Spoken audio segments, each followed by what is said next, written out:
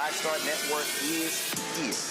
Hold no punches! I'm real revolutionary right now. Support this man, Black Media. He makes sure that our stories are told. Thank you for being the voice of Black America, Roland. Stay black. I love y'all. All momentum we have now, we have to keep this going. The video looks phenomenal. See, there's a difference between Black Star Network and Black-owned media and something like CNN. You can't be Black-owned media and be scared. It's time to be smart.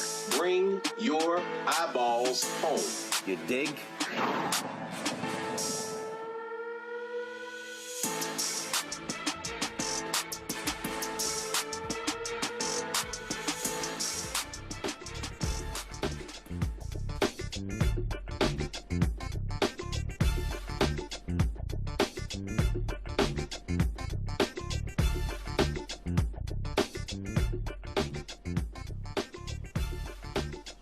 Folks, today is Friday, June 12, 2026, coming up on Roland Martin Unfiltered, streaming live with the Black Star Network. I'm live here in Memphis, Tennessee. Earlier today, I gave a Juneteenth speech, and I'm standing at I Am a Man Plaza that, of course, honors the 1,300 black sanitation workers who went on strike in 1968. I'll show you this memorial to them, but also the devastation of Claiborne Temple, the historic church that was gutted in a fire set by an arsonist a year ago. Also, on today's show, a North Carolina man is suing a deputy sheriff for $20 million for beating him in a courthouse. We'll talk to his attorney. A data center on the campus of Fisk University is causing lots of controversy. We'll talk to Tennessee State Representative Justin Jones. Also, I will hear from State Representative Justin Pearson, who's running for U.S. Congress. I caught up with him at the Juneteenth event today as well. Donald Trump's name is off of the Kennedy Center in D.C. A judge refused to listen to the Department of Justice and their protests in that. And also, Trump's FBI is targeting an Ohio voting group. We'll tell you about their offices being raided. It is time to bring the funk on Roland Martin Unfiltered on the Black Star Network. Let's go. He's got it. Whatever the miss, he's on it. Whatever it is, he's got the scoop, the fact, the fine. And when it breaks, he's right on time and it's rolling. Best believe he's knowing. Putting it down from sports to news to politics. With entertainment just for kicks, he's rolling. It's on go, roll, y'all. It's Roland Martin, yeah. Rolling with Roland now. He's funk, he's fresh, he's real, the best, you know he's Roland Martin now.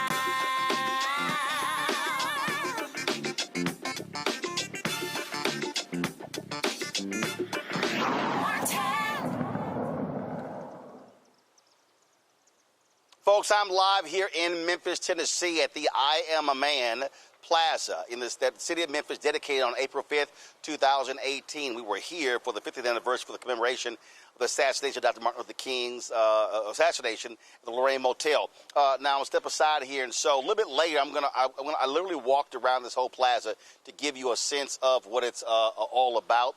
That wall over there honors the 1,300 black men who were part of the sanitation strike in 1968 after two of their workers were killed trying to avoid a massive storm that came in. And so this plaza was dedicated, again, April 5th, 2018. We live streamed that whole event. And so came here and gave us Juneteenth speech earlier today.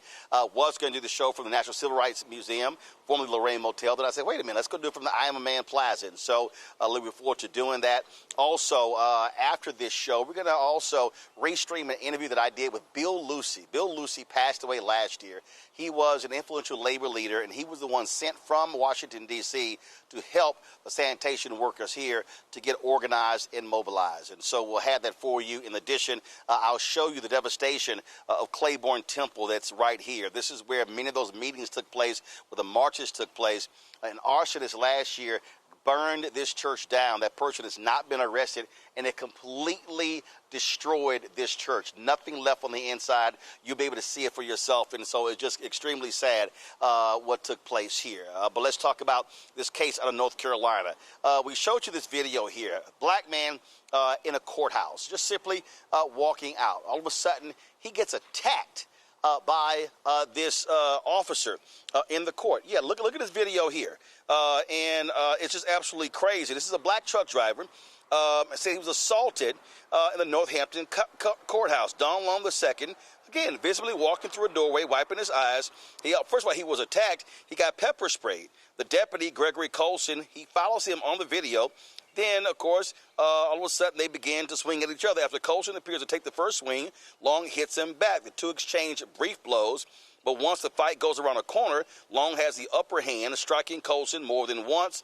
Harry Daniels represents Don Long. He joins us right now. Harry, glad to have you here. What the hell was this all about? What was your client in the courthouse for, and how all of a sudden does he get attacked? Hey, thanks, Roland, for having me. That's what we're trying to figure out. You know, he was in a courthouse. He had a court date. He had summons to come to court that day. What happened, Roland, is that he had his cell phone, and he was told by other deputies that he needed to take his cell phone back to the car. And once he took his phone back to the car, came back through security, he realized he was running late to court. He rushed to the courtroom to see the judge that's on the bench calling the calendar. And anybody knows if you're not in court, when the judge calls the calendar, you could be subjected to a bench warrant or failure to appear. And done, they want to get a bench warrant. So he politely tried to ask the deputy, can he come in? Deputy told him, back his, you know what up, gave him some explicits, and Dunn backed up. Subsequently, he saw two other people being let in the courtroom, and Dunn, he proceeded to see, hey, maybe he'll let me in the courtroom now. He goes back up to the deputy. The deputy then comes out, and I know you mentioned in your opening intro that the deputy punched him outside first. Outside was the first punch. That's not the first punch. He's actually shoved and punched Dunn inside that vestibule that you don't see on camera. Then he took out his OC pepper spray and sprayed Dunn directly in his eyes. That's why you see Dunn, he's outside the hallway. When he exits the vestibule, he's rubbing his eyes. Then the officer come back behind him, attempts to strike him. Dunn retaliates, uses force, and repels the attack. We talked to some people today that was in the courthouse that day. They said that the pepper spray on Dunn was so much they had to clear the courthouse and could not use the courtroom and could not use it for the rest of the day. Dunn was taken down to the holding cell where he was subsequently treated by EMS, taken to the hospital, and released. He was in fact detained, arrested, but once they got a chance to look at the video, the authorities there, and realized what happened. He was not the first aggressor. He was released. He went back over to the sheriff's office and talked to the sheriff after the fact. To my understanding, Deputy Colson was resigned during the investigation. It is an ongoing criminal investigation. Dunn Long has not been charged with any crime related to this incident. But the sad thing about it, Roland, is that Dunn was a commercial truck driver who actually had his own truck, commercial truck driver, to my understanding. And he passed all the DOT certification. In fact, he enjoyed 2013 vision with both eyes, 2021 and 2025, the others, as late as 2025. After this incident, due to the damage to his eyes, he now has 20/80 vision. He has permanent scarring in his eyes where he's scheduled to have surgery. And in fact, this past Monday, he was supposed to have surgery, but the scarring from the metal from the pepper spray was so bad that he could not even have surgery. This is a father of 4 beautiful wife, children. The breadwinner of his family. Now left and try to figure out what's next. He has permanent damage and vision impairment due to this rogue deputy who assaulted him, all because he just tried to enter the courtroom. I mean, that's just absolutely insane. That it just goes to this. And did the judge or any other judges, have they said anything regarding this officer's behavior? No, it hasn't made its way through in front of any judicial officer. We do know that Don petitioned the state of North Carolina for the release of the video, and the sheriff did not oppose. in Northampton County, and Dunn was able to get the video without any restrictions whatsoever. That's how you were able to see the video.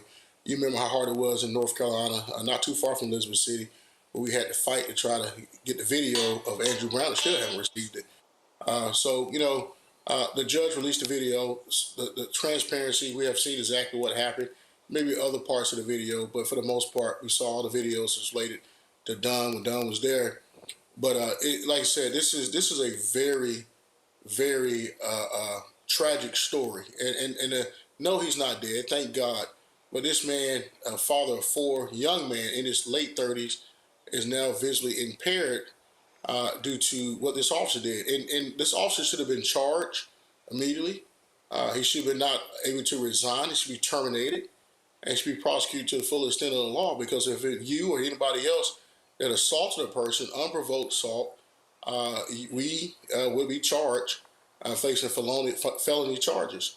It doesn't matter if we have bad shit or star. We say that all the time. This is a case that we hope that we can get some redress for Dunn, because his livelihood has simply been stripped away from him in a manner that nobody would ever think should happen. You go to court, and you get assaulted. You go to court, you get punched in the face, you get pepper sprayed, you get attacked, all because you're trying to fulfill the judicial order, the summons to come to court. It never should happen. Never should happen, Mark Roland. Yeah, that's absolutely insane. All right, Harry Daniels, we certainly appreciate it. Thanks a lot. Thanks, Roland. Take care. All right, folks, I want to bring in my panel right now. Glad to have them here on this Friday. Matt Manning, civil rights attorney out of Corpus Christi. We have Dr. Avis Jones-DeWeaver, host of the Fearless Politics podcast, National Harbor, Maryland. Michael Imhotep, host African History Network show out of Detroit. Matt, I've seen some crazy stuff. But to see someone in the sheriff's office in a courthouse attack a man in a hallway, use pepper spray, what the hell? And trying to punch him from behind, too, right? Because usually you hear officers claim they've got to defend themselves, assailant was coming at them, what have you. But you see this video, he was trying to sucker punch him from behind, and clearly Mr. Long defended himself and gave him the skitty paps, as Tony Baker might say, that he deserved, and was completely within his rights in defending himself. But that's what really struck me here is, one, I mean, the use of the pepper spray in that confined area. Most of the time, they don't want to use pepper spray in a confined area unless it's really necessary because of how it, disperses. So first he's using it there, but then when he swings on him, he's swinging on him from behind. So, he resigned. I would be really interested in knowing what the internal investigation found here. Obviously, resignation was appropriate, but he must have seen he was on the chopping block, because this is just purely indefensible.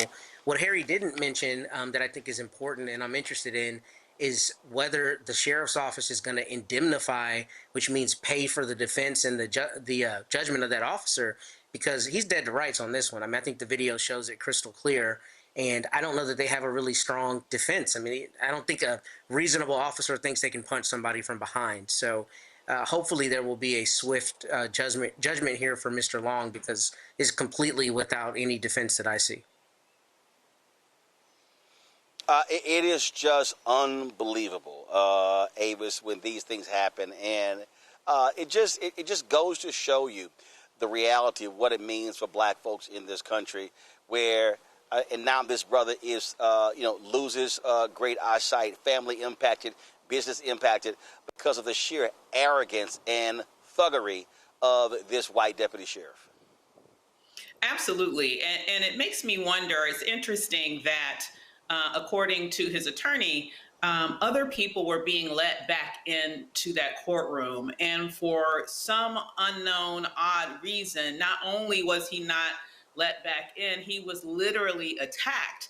It makes me think about the fact that for 2 decades, the FBI has been sounding the alarm that police departments across the country have been infiltrated with white supremacists. They are drawn to police departments for the weapons training and obviously for the opportunity to commit assault and murders with very little to no accountability. There is absolutely no excuse why this officer is in charge today. None. So in addition to the civil pursuit that's undergone and that's deserved, that's not enough. This officer needs to be charged with assault at minimum, and he needs to pay the price for this both criminally, and the specific locality needs to pay the price civilly. What's crazy is, Michael, what the hell is taking so long? Yeah, he absolutely should be charged. Yeah, I agree. He should be charged. It's on video. It's inexcusable. I want to know what was the reason for the pepper spray, but also the officer was clearly wrong to come from behind and sucker punch him. Okay, and to add insult to injury, the officer can't fight. Okay, let's just put that out there too. The officer couldn't fight, and then I think the officer probably, his feelings were hurt because Don Long got the best of him as well. So I'm glad it was caught on video. Yes, he got the best of him. He got the best of him because he got the best of him because he got sucker punched. Well, guess what? Don't sucker punch somebody, then you won't get your ass whooped.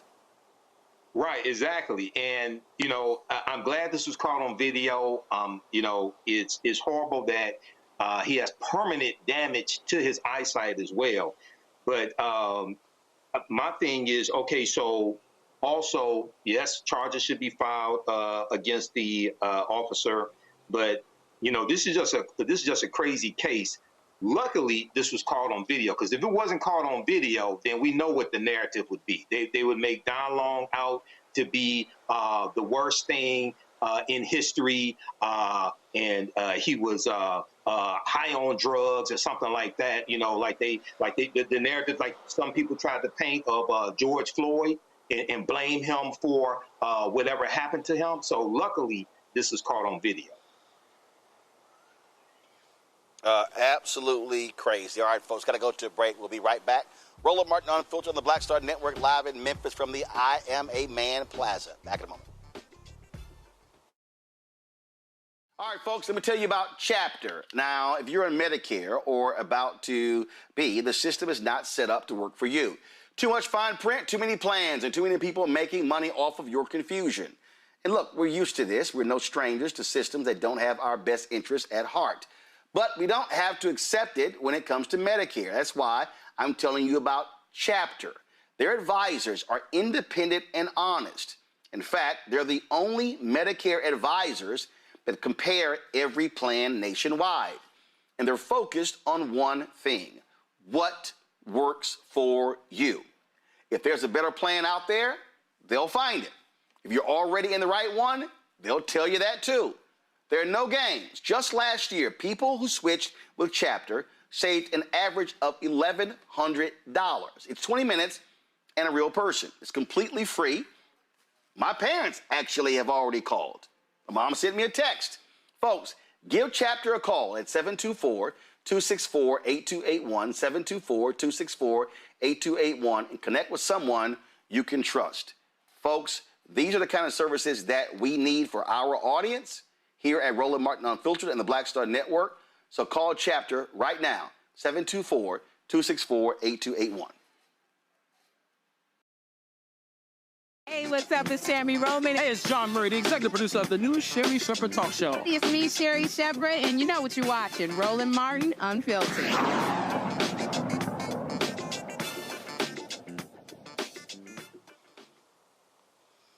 All right, folks, the twice-impeached, criminally convicted felon-in-chief, Donald the Con Trump, his name is no longer on the Kennedy Center.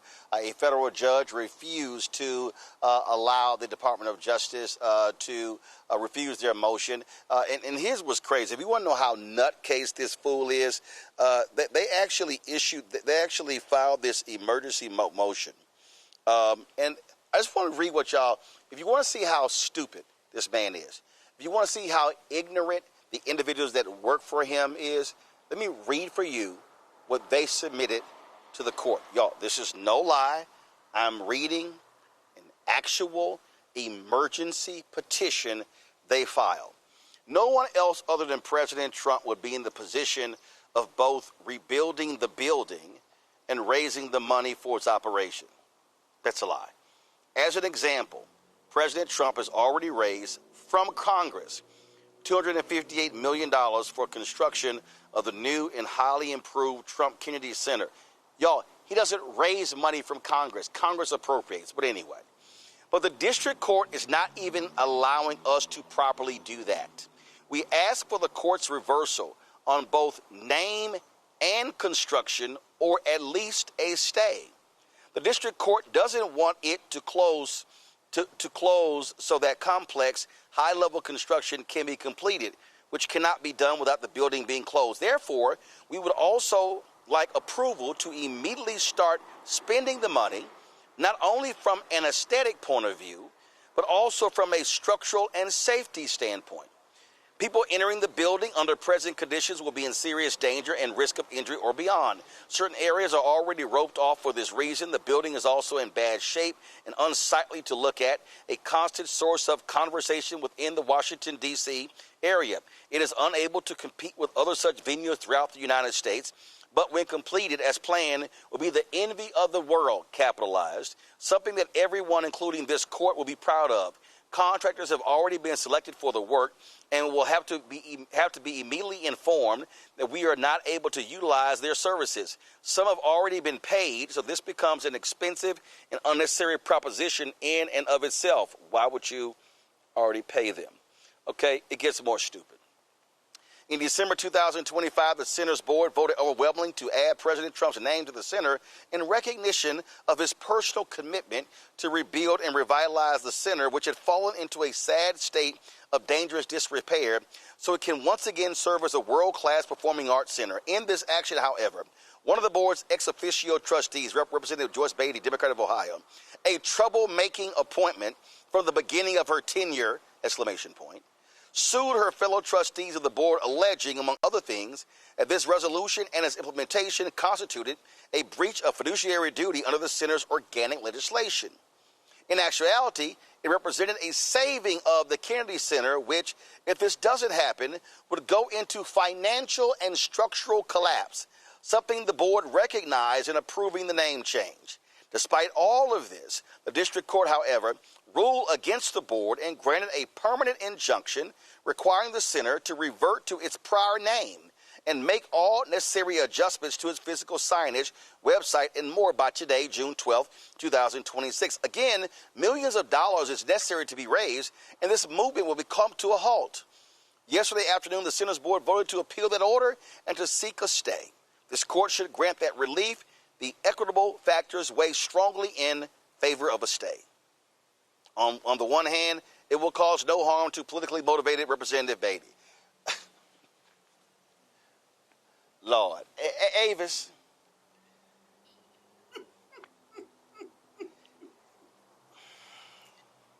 Delusions of grandeur. You don't need your damn name on something to fix it. You're sitting in the Oval Office. Your job is to do these things. But here's the crazy part, okay?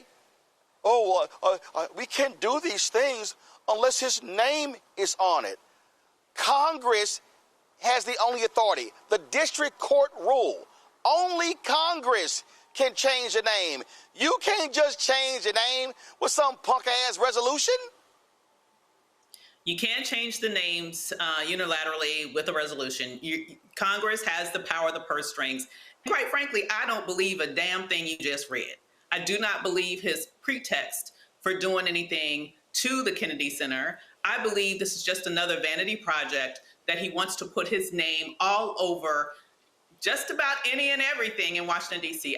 I'm so disgusted when I drive downtown now, and I see his ugly face on banners on institutions of this nation, his ugly name on the Kennedy Center when it had no business there. He's cluttered Freedom Plaza with Confederate statues. He's put this monstrosity up behind the White House. It's looking like a trailer park back there. The entire way in which he has rednecked the nation's capital is disgusting to me. And he has this narcissistic need to put all of these fake monuments to himself because he knows he doesn't deserve it. He knows once he's out of office, nobody is going to do it. And so he's taken his time when Americans are being crushed under the weight of inflation right now, when he's totally jacked up the situation with the war that he shouldn't have gotten into in the first place, all right? When all of this is going on, his main attention is on all of these vanity projects that do not need to happen at all, and none of which are free. It is just a prime example of him majoring in the minor, but in him doing that, what he's really trying to do is to create all of these wonderful ways in which he believes he can be acknowledged, because the Lord knows once he leaves, ain't nobody gonna give a damn about his ass. In fact, we'll be partying in the streets. Michael, I'm glad the judge ruled this. But what I was really hoping for was on Inauguration Day 2029, that was a split screen at 12:01 p.m., where the new incoming president, Westmore, or someone else on the Democratic side, would give the order, and it'd be a split screen. You would see the inauguration and them just cutting the rope and seeing that banner shit drop with his damn picture to the ground and taking name off. This man, Avis just said it. He has turned Washington, D.C. into one big-ass trailer park. Absolutely. Yeah, yeah, that should go on a T-shirt right there, Avis. Yeah, so I mean, this is Donald Trump. Keep in mind, Donald Trump had no intentions of governing for this second term. He ran to stay out of prison, and this is all about him. Okay, so the people who thought that he was going to save the economy and bring down the cost of goods and things like that, he didn't do that in the first term because he inherited a healthy economy from Obama Biden. So you got conned again. And then don't forget the Lincoln Memorial reflecting pool that cost about $14 million. Don't forget that. So at a time where you have consumer sentiment at its lowest point in recent history, rising inflation report just came out, I think 4.3% increase. At a time all this is going on, he has his UFC fight at the White House. He has all these different projects, and he made a name by just slapping his name on different buildings, things of this nature. So this is how he's governing. This is how he's running his administration at the same time. So this is what you expect from somebody who's incompetent and who should have never had the job in the first place. And these are the culture wars. See, Donald Trump. You a few weeks ago, Roland, you played that clip from Robert Reich, former labor secretary, and he talked about the traits of an authoritarian. This is one of them. Co-opting pop culture and co-opting those institutions that influence how we think, co-opting the institutions of the arts and entertainment. This is exactly what Trump is doing, trying to put his name on the Kennedy Center. So luckily, this judge ruled the way he did, but this fight continues. This is a sick man. This is a very sick man. Matt, it's not a lot of people I despise. His ass I despise. I mean, I have never... the sheer stupidity of people in this country that voted for this fool, who only cares about himself. He is a degenerate. He is corrupt. He is evil. He is racist. He is sexist. He's an insurrectionist. And you got to just be a petulant-ass child where to put your name on a performing arts center that was named after a president was assassinated. Yeah. Trump and flies I do despise. The more I see Trump, the more I like flies. I'm with you. I mean, everything you listed is right. And I think, Dr. Avis said something that I hadn't heard until I saw Jamel Bowie say this a couple weeks ago. This is exactly right. This is about cementing legacy because nobody's going to be talking about you or caring about you, when you're out of the office. But the only other thing I want to add is that I think this is kind of indicative of what this administration seems to be doing. It's just attacking every little thing, making everything a fight. I mean, there's no safe space or no respect for institutions because everything's being changed. I mean, we've got a UFC fight that's going to be fought on the White House lawn, which is just the most extraordinary trailer park type thing you could be doing. And, you don't put anything past this administration. But I think what they're doing strategically is they're picking a fight about every little thing because it allows us to be scattered in a million different directions and to opine on every little thing that really shouldn't be anything within the purview of the White House or the presidency. I mean, there's some very, very important things going on, i.e. a manufactured war in Iran. And we're sitting here talking about the name on the Kennedy Performing Arts Center, which should never have been changed. But I think some of that is, just part and parcel with fight everything, make everything a battle, and make it look like you're winning every one of those battles, even if that's not demonstrably true. Yep. Indeed. And he's going to keep throwing his little temper tantrums. Oh, because they took my name off. Oh, pathetic individual. All right, folks, let's talk about what's happening at Fisk University, where the president there announced the $1 billion initiative to modernize the campus, build new facilities. And that included building this $400 million innovation center. They would have a data center on its campus. Yet community members, students, and others have been fighting against it. One of those folks is a Fisk graduate, State Representative Justin Jones, who represents Nashville. He joins us right now. Representative Jones, glad to have you on the show. I was in your city last couple of days. The NFL alumni, they had a charity golf classic, and so I was helping them raise some funds. Today I'm in Memphis. Walk us through here, because the president announced this. So we're talking about a data center. These are being protested all across the country. People are complaining about the noise. They're complaining about the damage to water systems. They're complaining about being so close, how their health is being impacted. What do you know thus far about this proposed data center on the campus of Fisk University?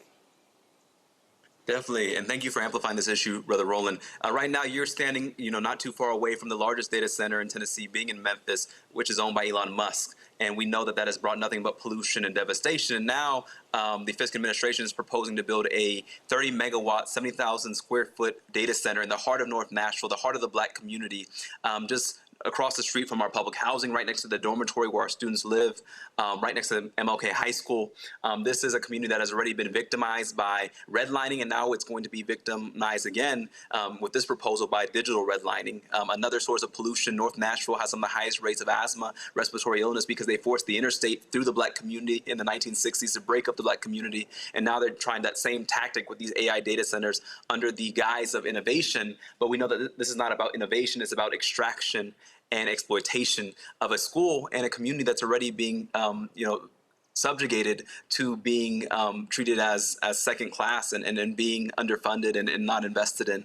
But this is not the type of investment that the community wants. And so you have students, alumni, neighbors, professors speaking out against this proposal by Fisk President Eugenia Clark to bring an AI data center to campus, because HBCU should not house these epicenters of pollution and public health harm to our communities. All right, so in order to put a data center on the campus, would they have to get the approval of the city council, the state legislature, or could they just simply do it on their own? Yeah, so there's a permitting process, but we know that the president has been working with the mayor, who says that this is the model of the right type of data center that he will support, because it purports to do no harm, even though we don't know what that means yet. Please show me a data center of this size, an industrial AI data center of this size, anywhere in the country that has not done harm. And so it just seems like a lot of PR and talking points, but the mayor says he supports this. The interesting thing is that there's another proposal in Nashville to build a data center by the zoo. And you have council members and even the mayor saying, we will not support this by the zoo. because of the harm that it will do to the animals and to that area. But we're going to build this type of data center in the black neighborhood and make it make sense to us. And that's what we've been saying, is that if it's not good to be by a zoo, then it's not good to be by our HBCUs. Why would you build this in the heart of our community? If you want to build a data center, go build it over in Green Hills or Williamson County, the wealthy white county. But no, they come to communities that they believe are of least resistance, where they don't think people will fight back and speak out against them. And it's really, to credit, I want to say that it was the students who reached out to me from this university. It was the alumni who reached out saying, we must speak out, because so many of the elected officials have been afraid to say anything about this issue in the Fisk sense. And so, we held a press conference, and we've heard from ever since then from people who said, we didn't know if we could speak out because the president made it seem like this was innovation, that the university wanted this. But the more we've asked questions, we found that professors have been raising concerns. In fact, students sent a letter to the administration because they announced this the week after move-out day, where students left for the summer, and they felt like they've had no voice in the process. Fisk University has turned off the comments on their Instagram because students were complaining and challenging that this is the priority of the university administration. And so what we're seeing is a president who really is siding with corporations, and it has no grounding in the community there. Again, why don't we build these in the wealthy areas of Tennessee? But instead, what we're seeing in these rural white counties in particular, they're passing moratoriums on AI data centers right now in Tennessee. So if it's not good for a white county or a white community, then why would we put it in the heart of the black community in North Nashville? Have you had any conversations with the president, with the Fisk board chair, members of the board of trustees regarding this proposed data center? Well, until recently, I was actually the John Lewis Fellow for Policy and Activism at Fisk, and I was teaching a course that was entitled Climate, Colonialism, and Race. And when I had my syllabus, the president, we met, and she asked me in her office if my course would conflict with her plan to build this AI data center, because on my syllabus we talked about environmental racism. We talked about how you cannot talk about environmental justice without talking about racial justice, and where they've put these landfills in our community, looking at where they've put the interstate through black communities, through redlining that has brought up the rate of asthma and respiratory illness. And, as I started talking about the dangers of AI, my course didn't last a week. They canceled my class. My students were already enrolled. We had been starting reading and discussions. And, my office was packed up, and I was told that my fellowship had ended at Fisk. And, I've been silent about that because I love Fisk. And there's so many other fights in Tennessee. But I, just wanted to be clear that that from the beginning, this project has been mired in this type of secrecy and very, not kosher actions by the administration. Wait, one second here. So I just want to be correct here. You had a John Lewis Fellowship. This is a fellowship named after a Fisk graduate, an activist. The Nashville movement started there in Fisk under Reverend Jim Lawson. Of course, his quote is right here at the base of this I Am a Man monument here at the plaza in Memphis. You meet with the president. You lay out what the class is. And you say she canceled your class, ended the fellowship, and removed you from the office. And look, I had a visiting scholar in residence deal when Van Newkirk was the president there, so I'm quite familiar with the campus. So you're saying that because this may have in conflict with her plans, she completely canceled your fellowship and removed you from the office? Yeah. So, the games of politics, including in academia, where they say, well, we don't have any more funding for your fellowship in particular. As I'm starting this course, as I have already done this syllabus, the reason I met with the president is I was trying to get funding because I wanted to bring my students to Climate Week in New York, because I think it's important for HBCUs to be present. Vanderbilt sends a delegation. That's why I was meeting with her. And she said, will your course conflict with our plan to build this AI data center? And my fellowship was ended. And, my students had been there. We these are the students who still are emailing me today who brought their concerns about this. And it's all connected is what we were seeing, including current faculty. There's faculty who've tried to share concerns who've been silenced, and it's a pattern that we're seeing that's very unfortunate. Because I remember when you were at Fisk, I think I was a student there at that time. And Fisk has always been a place where we bring in diverse viewpoints where we root everything we do in racial justice. And John Lewis, of all people, who filed the 1992 Environmental Justice Act alongside then Senator Al Gore, was a voice of environmental justice. And so it's just ironic that Fisk is kind of losing its values because, they're saying that we're underfunded, which is a reality of HBCUs across this country. These white government structures have not funded TSU. They're not funding our HBCUs. Our HBCUs are under attack, but we don't sell out the soul of our university to meet our bottom line, because at the end of the day, this AI data center could destroy our university. Who's going to want to live in a place where there's poison and where with noise pollution, water pollution, air pollution? Who's going to want to go to a college like that? And so I'm thinking about the longevity of Fisk, and I know Fisk has survived before. We're not against innovation. We're the university that brought the Negro spirituals to save our university before with the Jubilee Singers. We're a university that has been at the forefront of the Race Relations Institute, but selling out our university to corporate donors and then being secret. This is the other part, Roland. She hasn't even told us what corporation is pledging this $900 million. So is it XAI, like in Memphis, who Elon Musk, who's destroying the community there? She won't give answers to elected officials, nonetheless to students and to alumni. All of it is, we'll let you know as needed. We're not given any details about who these corporate partners are and who's offering this money. But what we know as Fiskites and as people who go to a university committed to social justice is that not all money is good money. And we can't accept money from folks who want to destroy the very institutions that we love and believe in. So you have to meet with the president. Have you had any communication with the chairman of the Board of the Trustees or any members of the Board of Trustees? Have they weighed in on this proposal from the Fisk president? No, I mean, everything right now is being done in secret. The Fisk president, I think, is agreeing to meet with some of the members of the Davidson County legislative delegation, but off the record, no media, private meeting, and all PR. Fisk has hired the same PR firm that's doing PR for the Nashville Electric Service because of how horribly they handled our ice storm that left people without power for 6 days in the freezing cold. So they're in damage control right now, and they've hired outsourced their PR to try and do some damage control and narrative shifting. But you have 10,000 people right now who've signed a student-led petition. One of our alumni created a petition against this. 10,000 people have signed in our community. I mean, the more that people hear about this, they start asking questions, because all of this is being done without informing, with no town hall meetings, not letting the people who live in the public housing next door. We were having a press conference. They're like, "Why are you here?" We explained it to them. They said, "Wow, we live here." And no one even told us what's going on. They're building it on the former Fisk football field where the track is now. But there's been no community input. The administration has not been forthright. Certain lawmakers were not invited to the announcement, including me. And the Fisk president has kind of been MIA since the pushback has started, and has been deflecting toward these PR firm. In fact, when we had our press conference, some faculty and staff shared that they got an email from the administration saying to not go anywhere near our press conference and to not speak to the media, but to direct them to the communications department, because we must maintain professionalism and not really allow voices who are opposed to this to be heard on campus. But you had Ray Wimbush, the former director of the Race Relations Institute, and a preeminent scholar of social sciences, who's spoken out against this. He's a former Fisk professor and led our Race Relations Institute for a long time. You have a lot of the alumni leadership.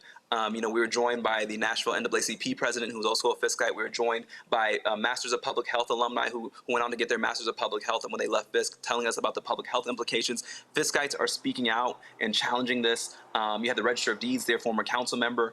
And the more people hear about this, the more that the antenna and the alarms go up, that we've seen this before when they forced the interstate through Jefferson Street, through the Black community. And this is kind of what people are harking back to. And I see in this video here, you have Miss Pugh, who's lived in North Nashville for over 70 years, her whole life, and saying that this is what they do, this gentrification, this redlining, that this is exactly what this is about, and that we must oppose it, and that we need answers from the Fisk administration about who they're partnering with, and what are the ways that they're not going to harm the community, because none of that has been answered to this point. And for folks who are watching and listening, Dr. Eugenia Clark is the 18th president of Fisk. She took over November 6, 2023. We did reach out to her office, reach out to Fisk. We invited them to come on the show to talk about this proposed plan, this data center, but they declined to do so. And so we're going to keep trying to reach them. Questions from our panel. Avis, you first. Oh, my goodness. Well, pleasure to meet you this evening. I have to say it's very disappointing to see this occur, especially with regards to the dubious way in which your fellowship was eliminated. You mentioned that you're getting still some communications from students on campus. What is your sense of the student body's perception around this issue? Do you see this as something that they are already opposed to? Do you see this as something that they are organizing around? Or do you see this as something that perhaps they're open to open to the idea that, well, maybe we need this huge endowment? I mean, what are their thoughts around this? Overwhelmingly, we've heard from the student body. In fact, when we had our press conference, 50 students signed a letter that they wanted us to share with members of the media, because the announcement for this AI data center innovation project was announced right after move out day. So all the students had left for summer internships, went, to go in other parts of the state, went home for their summer. And so many of them were outraged because if this was such a great announcement, they would have done it when the student body could be on campus to be a part of that. But I think that the administration suspected there would be pushback. And so all the students groups, there's been student organizations, sororities, fraternities, campus groups who've released statements that they've shared on social media calling this out. And so overwhelmingly what we're hearing is opposition from students, but they want to make sure that when they do come back in August from summer break, that it's not too late. And that's their biggest concern we're hearing, is that they feel like they're trying to force this through by August. Well, the groundbreaking have already happened. And so students want to make sure their voice is a part of the process. We're trying to ensure that, whatever letter statements they send us, that we forward it directly to the media and to the administration. There should be a forum. There should be an open town hall about this with the student body. Before it was announced, none of that has occurred, and there's been no commitments for that. But at this point, the students are really leading the opposition to this, as well as some of our younger alumni. Just 1 second here before I go to my next question. Did you guys put it in the email? Y'all told me it was email, and I still don't see it. So apparently, we had reached out to Fisk. We had reached out to Fisk University and had not heard back. But 2 minutes ago, we got this email from Taylor Wilson, who is with Finn Partners. It says, Carol, hello. Thank you for reaching out to Fisk regarding the proposed Innovation Center. As the Ronald Martin Unfiltered podcast continues, first of all, it's Roland Martin. It's not Ronald Martin. But it says, as the Ronald Martin Unfiltered podcast continues to cover digital infrastructure advancements in Memphis, Middle Tennessee, we want to ensure you all have all the right information about Fisk Innovation Center directly from the institution. Below is a statement from Fisk. More information can be found here by visiting Fisk. First of all, Carol, can you please send me when you reach out to them? Because I'm not quite sure why we're getting an email at 6:44 p.m. literally while we're live, which means they had to be watching Representative Jones. Watching. Fisk University statement on proposed innovation center. Can y'all pull that up, please? Guided by a, quote, do no harm philosophy, Fisk seeks to develop a center that brings access to technology, digital infrastructure, and training pipelines directly to North Nashville. The press release reads, Fisk University recently announced Quantum Leap, the institution's most robust campus master plan in its 160-year history. If y'all can pull the press release up in control, that'd be great. Designed to strengthen the institution, enhance its infrastructure, and better serve students, faculty, and staff, alumni, and the community. A key part of Quantum Leap is Fisk's proposed Innovation Center. The center is intended to be a 100,000 square foot facility, including a 70,000 square foot technology center and a 30,000 square foot academic space. Fisk University understands and appreciates the community's response to and interest in Quantum Leap and the Innovation Center. Fisk's 160-year legacy in 37208 has always been defined by excellence, and our North Nashville neighbors have played a critical role in that history, but also remain essential to our future. We would never cause harm here. To continue elevating the community Fisk calls home, we seek to advance our Innovation Center alongside our broader Quantum Leap Campus Master Plan, which has been thoughtfully developed over the past 2 years and informed by the voices of students, faculty, alumni, board members, and partners. Fisk is actively extending invitations to community leaders to learn more about Quantum Leap and welcomes open dialogue with anyone who wants to better understand the facts of this project. Let me read that again. They welcome open dialogue with anyone who wants to better understand the facts of this project.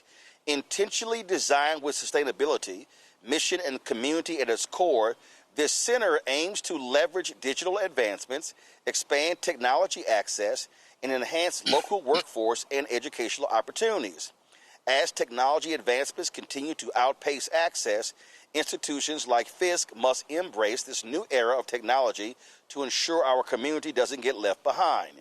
Since Quantum Leap's inception, our plan for the Innovation Center has been guided by a do-no-harm philosophy, and we remain fully committed to total transparency, disclosure, and accountability every step of the way. This facility will be designed to operate within the community without burdening our neighbors. That was a non-negotiable design requirement. We deeply value all community feedback as every perspective helps ensure we fulfill the true intent of this mission-aligned plan for our students, faculty, and staff, alumni, and neighbors. Fisk will continue providing the community project updates as more information becomes available. Okay, so before I go to my next question, and before I have you respond to this, Representative Jones, I'm going to go back to this paragraph. Fisk is actively extending invitations to community leaders to learn more about Quantum Leap and welcomes open dialogue, I'm quoting here, with anyone who wants to better understand the facts of this project. Okay, so since Fisk PR folks are watching, so Taylor Wilson at Finn Partners, this is for you as well as Dr. Clark. If you're willing to engage with anyone, then why are you sending me a press release? If you're willing to engage, why not have Dr. Clark or her chosen representative come on this show and actually explain what this is?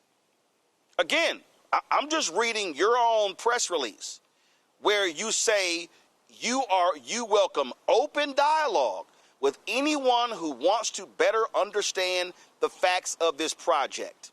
This is the only black daily news show in America. I can guarantee you I reach more Fisk graduates than anybody else's show. So if you want to have an open dialogue, and again, I don't have any animus. Like I say, I was a scholar in residence at Fisk. My wife took classes at Fisk. Know many people there. I knew Hazel O'Leary. I was very good friends with Ronaldo Glover, longtime chair of the board there. Knew Nikki Giovanni. So I had lots of people who've gone through Fisk. But don't send me a press release that says you welcome open dialogue if you're not willing to come and have an open conversation. I have more questions. First question that jumps out, Representative Jones, is I read all of this. I read Quantum Leap. I read Innovation Center. But does that include a data center? And if it includes a data center, and then they said they've gone through, do no harm, okay, I would ask Fisk. See, Fisk, I'm giving y'all the questions before y'all even come on. I would ask them, Representative Jones, give me an example of an existing data center that is operational anywhere in America or the world that this is going to be modeled after. I would ask of the company that's doing this, have they developed any other data centers in the heart of a community? To me, these are the questions that are critically important. I would ask, based upon plans that they have put out, what is going to be the environmental impact of this particular data center? To me, those are legitimate questions.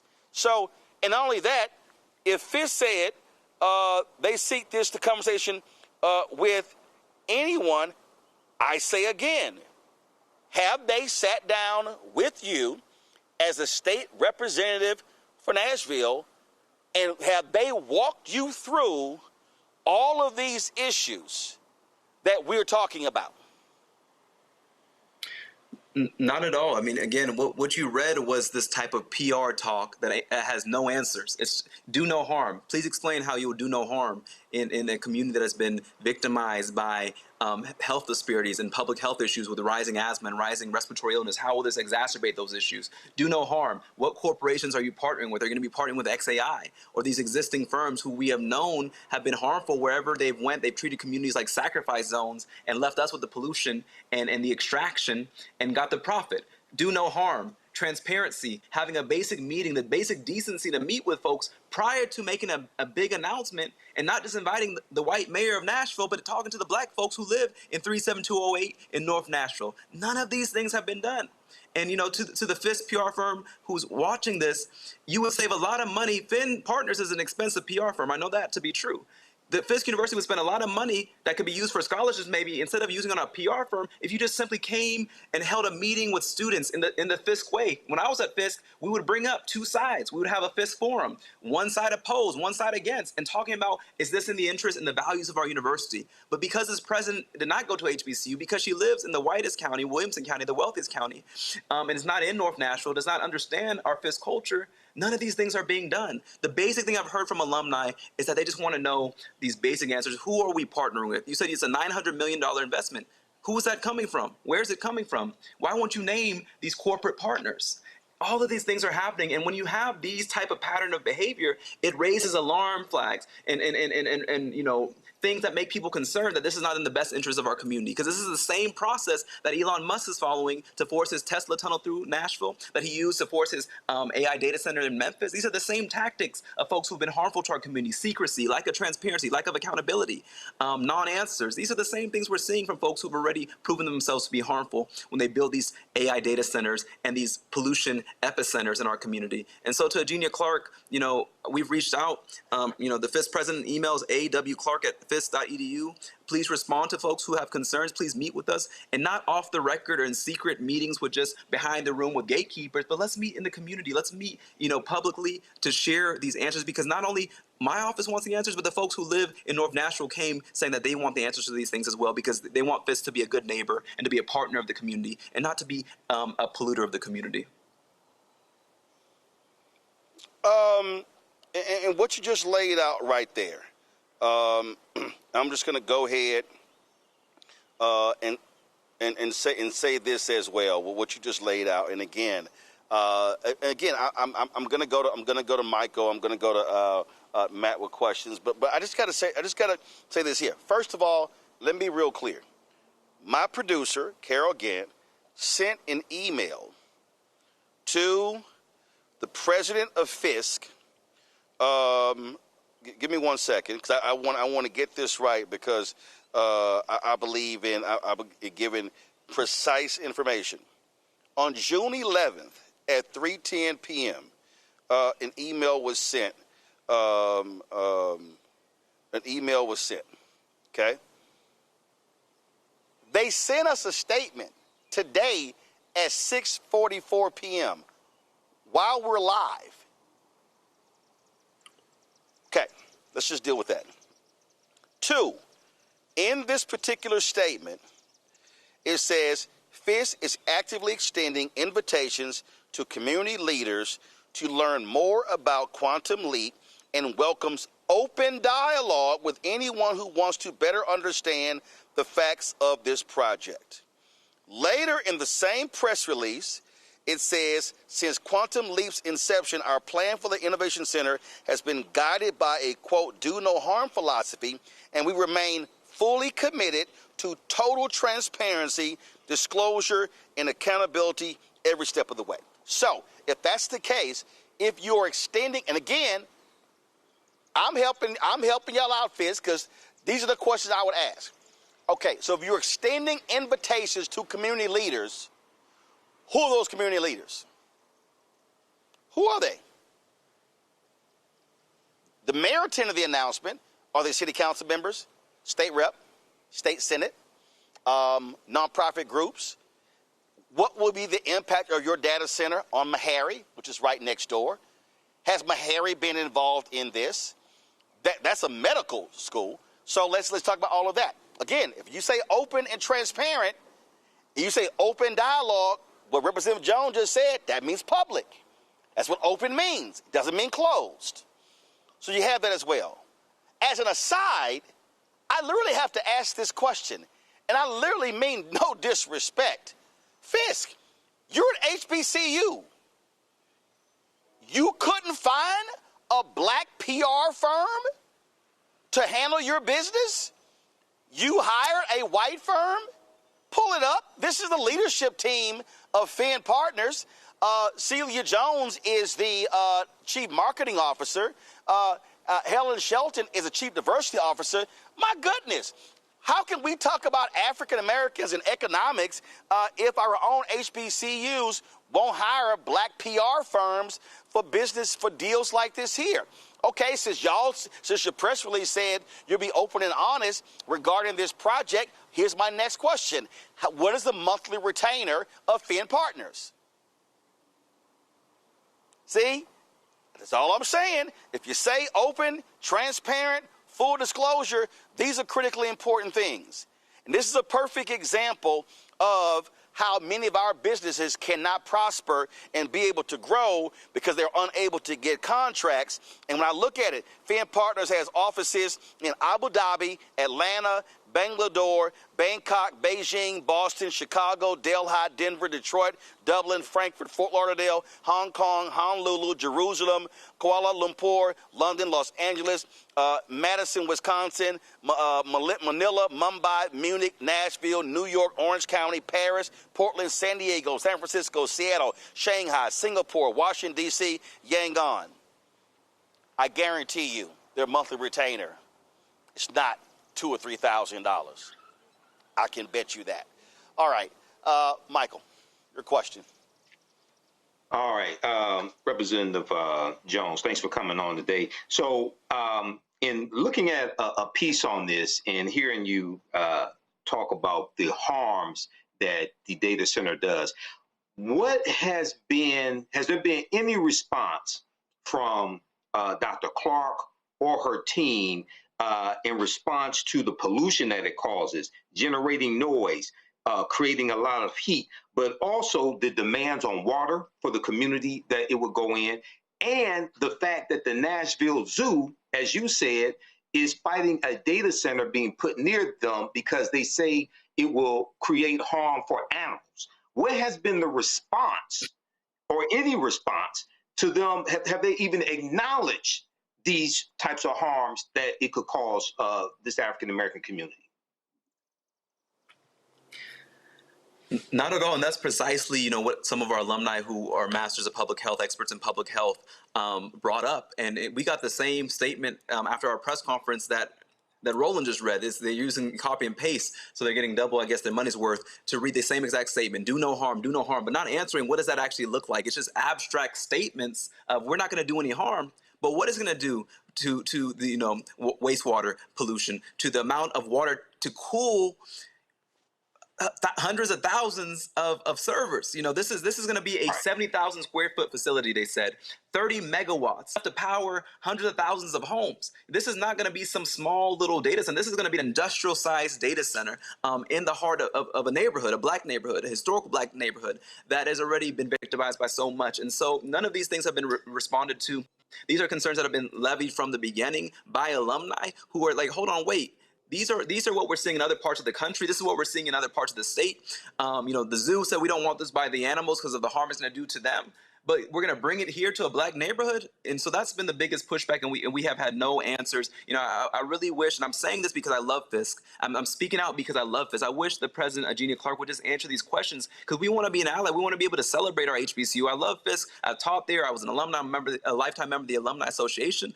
But when you do things like this in secrecy and don't respond to very valid concerns of the community, it makes you question who is the corporate partner. If this is the firm they're going with for PR, then who's going to be the corporate partner to build this data AI center? It's not going to be a black, data or technology company, it's going to be some white company that sees our community as a community, to be extracted from and to be exploited in a sacrifice zone, and what they believe to call communities of least resistance. And that's why they're forcing this through North Nashville, because they think that the folks there won't fight back. Because if you try to build this in a white county, in Nashville right now, for those precise reasons you read out, white rural counties have passed moratoriums in Tullahoma, right, and all these rural white counties are passing moratoriums of 2 years to not have data centers.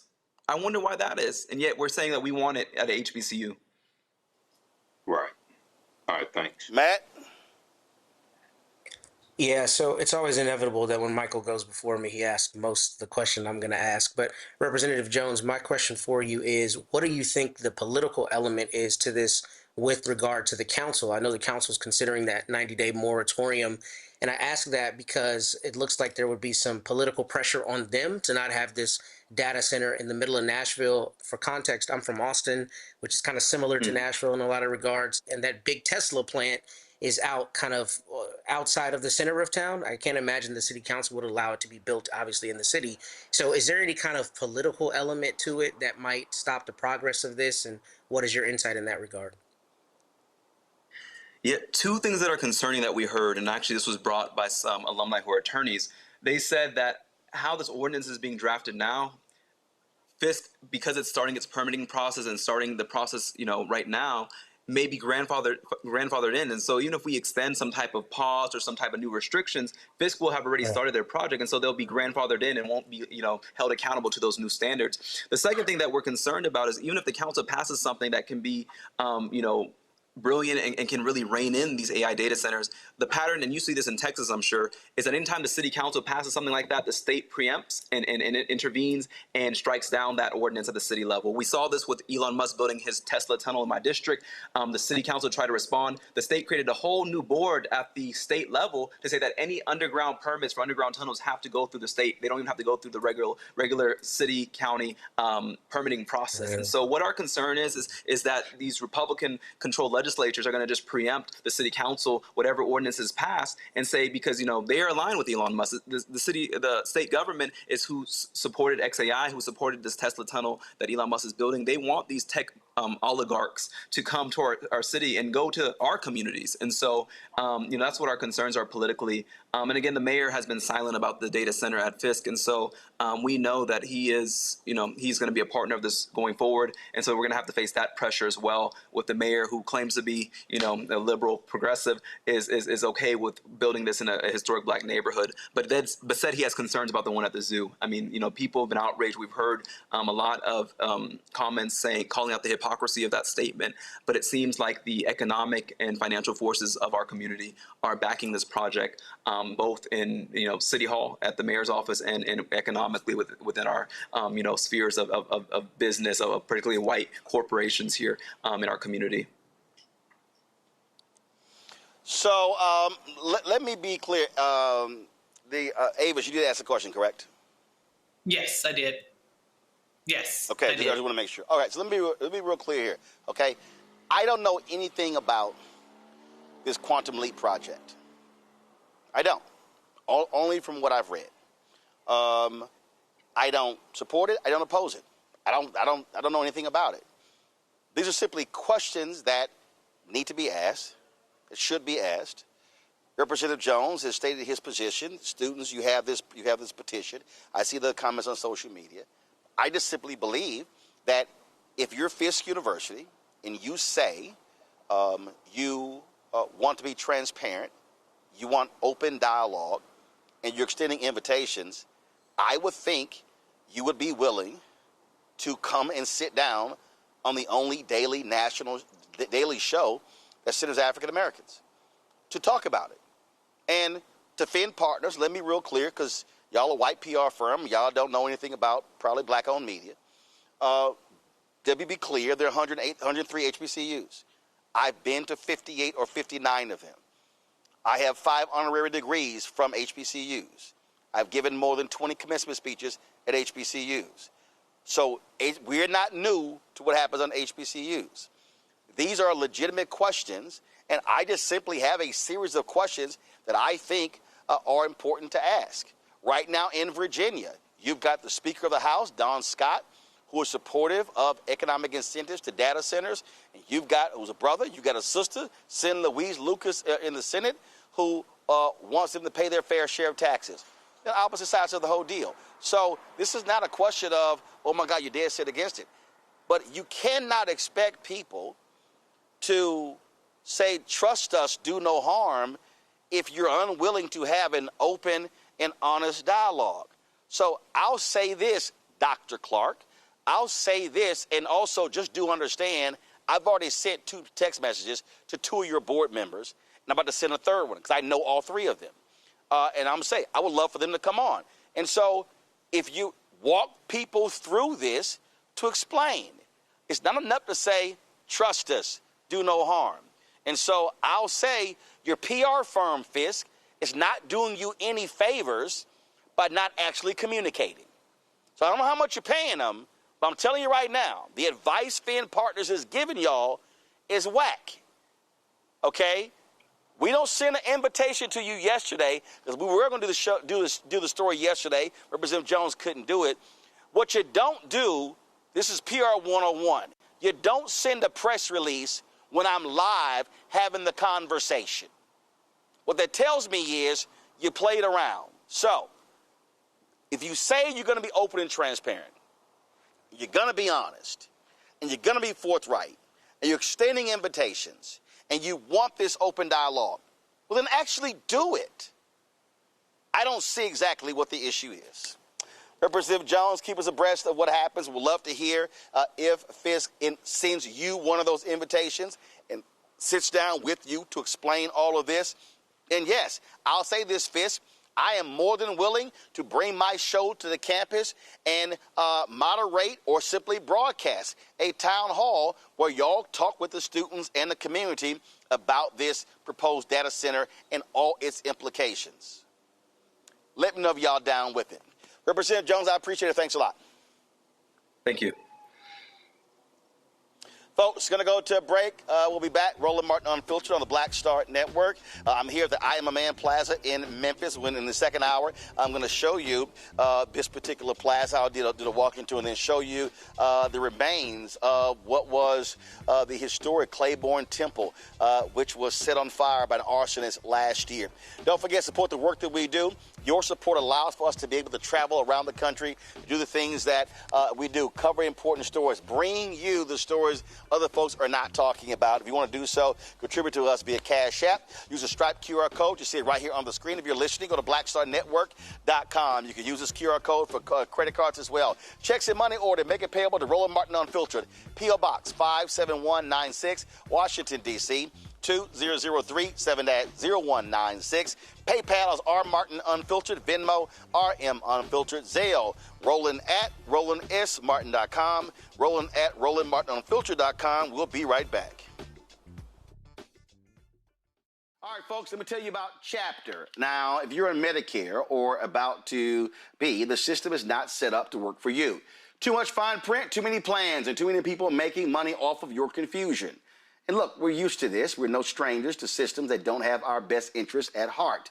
But we don't have to accept it when it comes to Medicare. That's why I'm telling you about Chapter. Their advisors are independent and honest.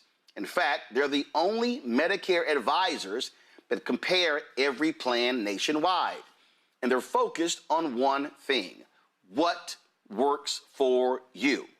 If there's a better plan out there, they'll find it. If you're already in the right one, they'll tell you that too. There are no games. Just last year, people who switched with Chapter saved an average of $1,100. It's 20 minutes and a real person. It's completely free. My parents actually have already called. My mom sent me a text. Folks, give Chapter a call at 724-264-8281, 724-264-8281, and connect with someone you can trust. Folks, these are the kind of services that we need for our audience here at Roland Martin Unfiltered and the Black Star Network. So call Chapter right now, 724-264-8281.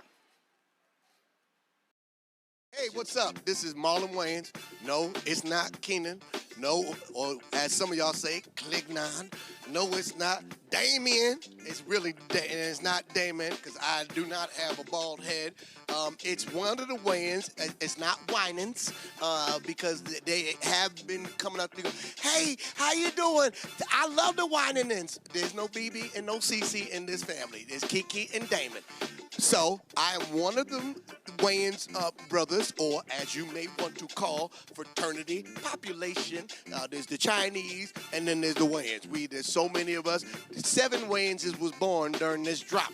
So you are watching my man Roland Martin, who really is swagged out. I want to give a big shout out to my man Roland Martin because he inspired the generation. He's the one that got Al Sharpton in the gym doing selfies.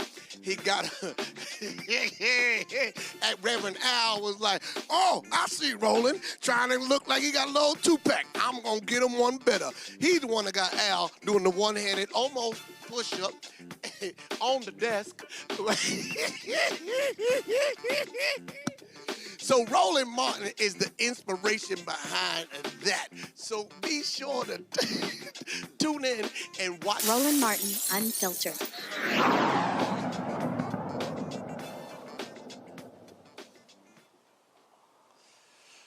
Lord, that boy crazy. That's the second longest drop we've ever had. Gary Owen has the longest. Wait till we show y'all that particular drop. All right, y'all. Black family was trying to have a reunion on June 7th, and of course, it took a crazy racist white man to screw the whole thing up. Like literally, y'all.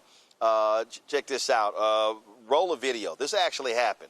And it shows you just the insane stuff that black folk have to deal with. Police have charged Jeffrey Tyler Kinzer with aggravated assault after he unloaded an AR-15 style rifle at a black family reunion.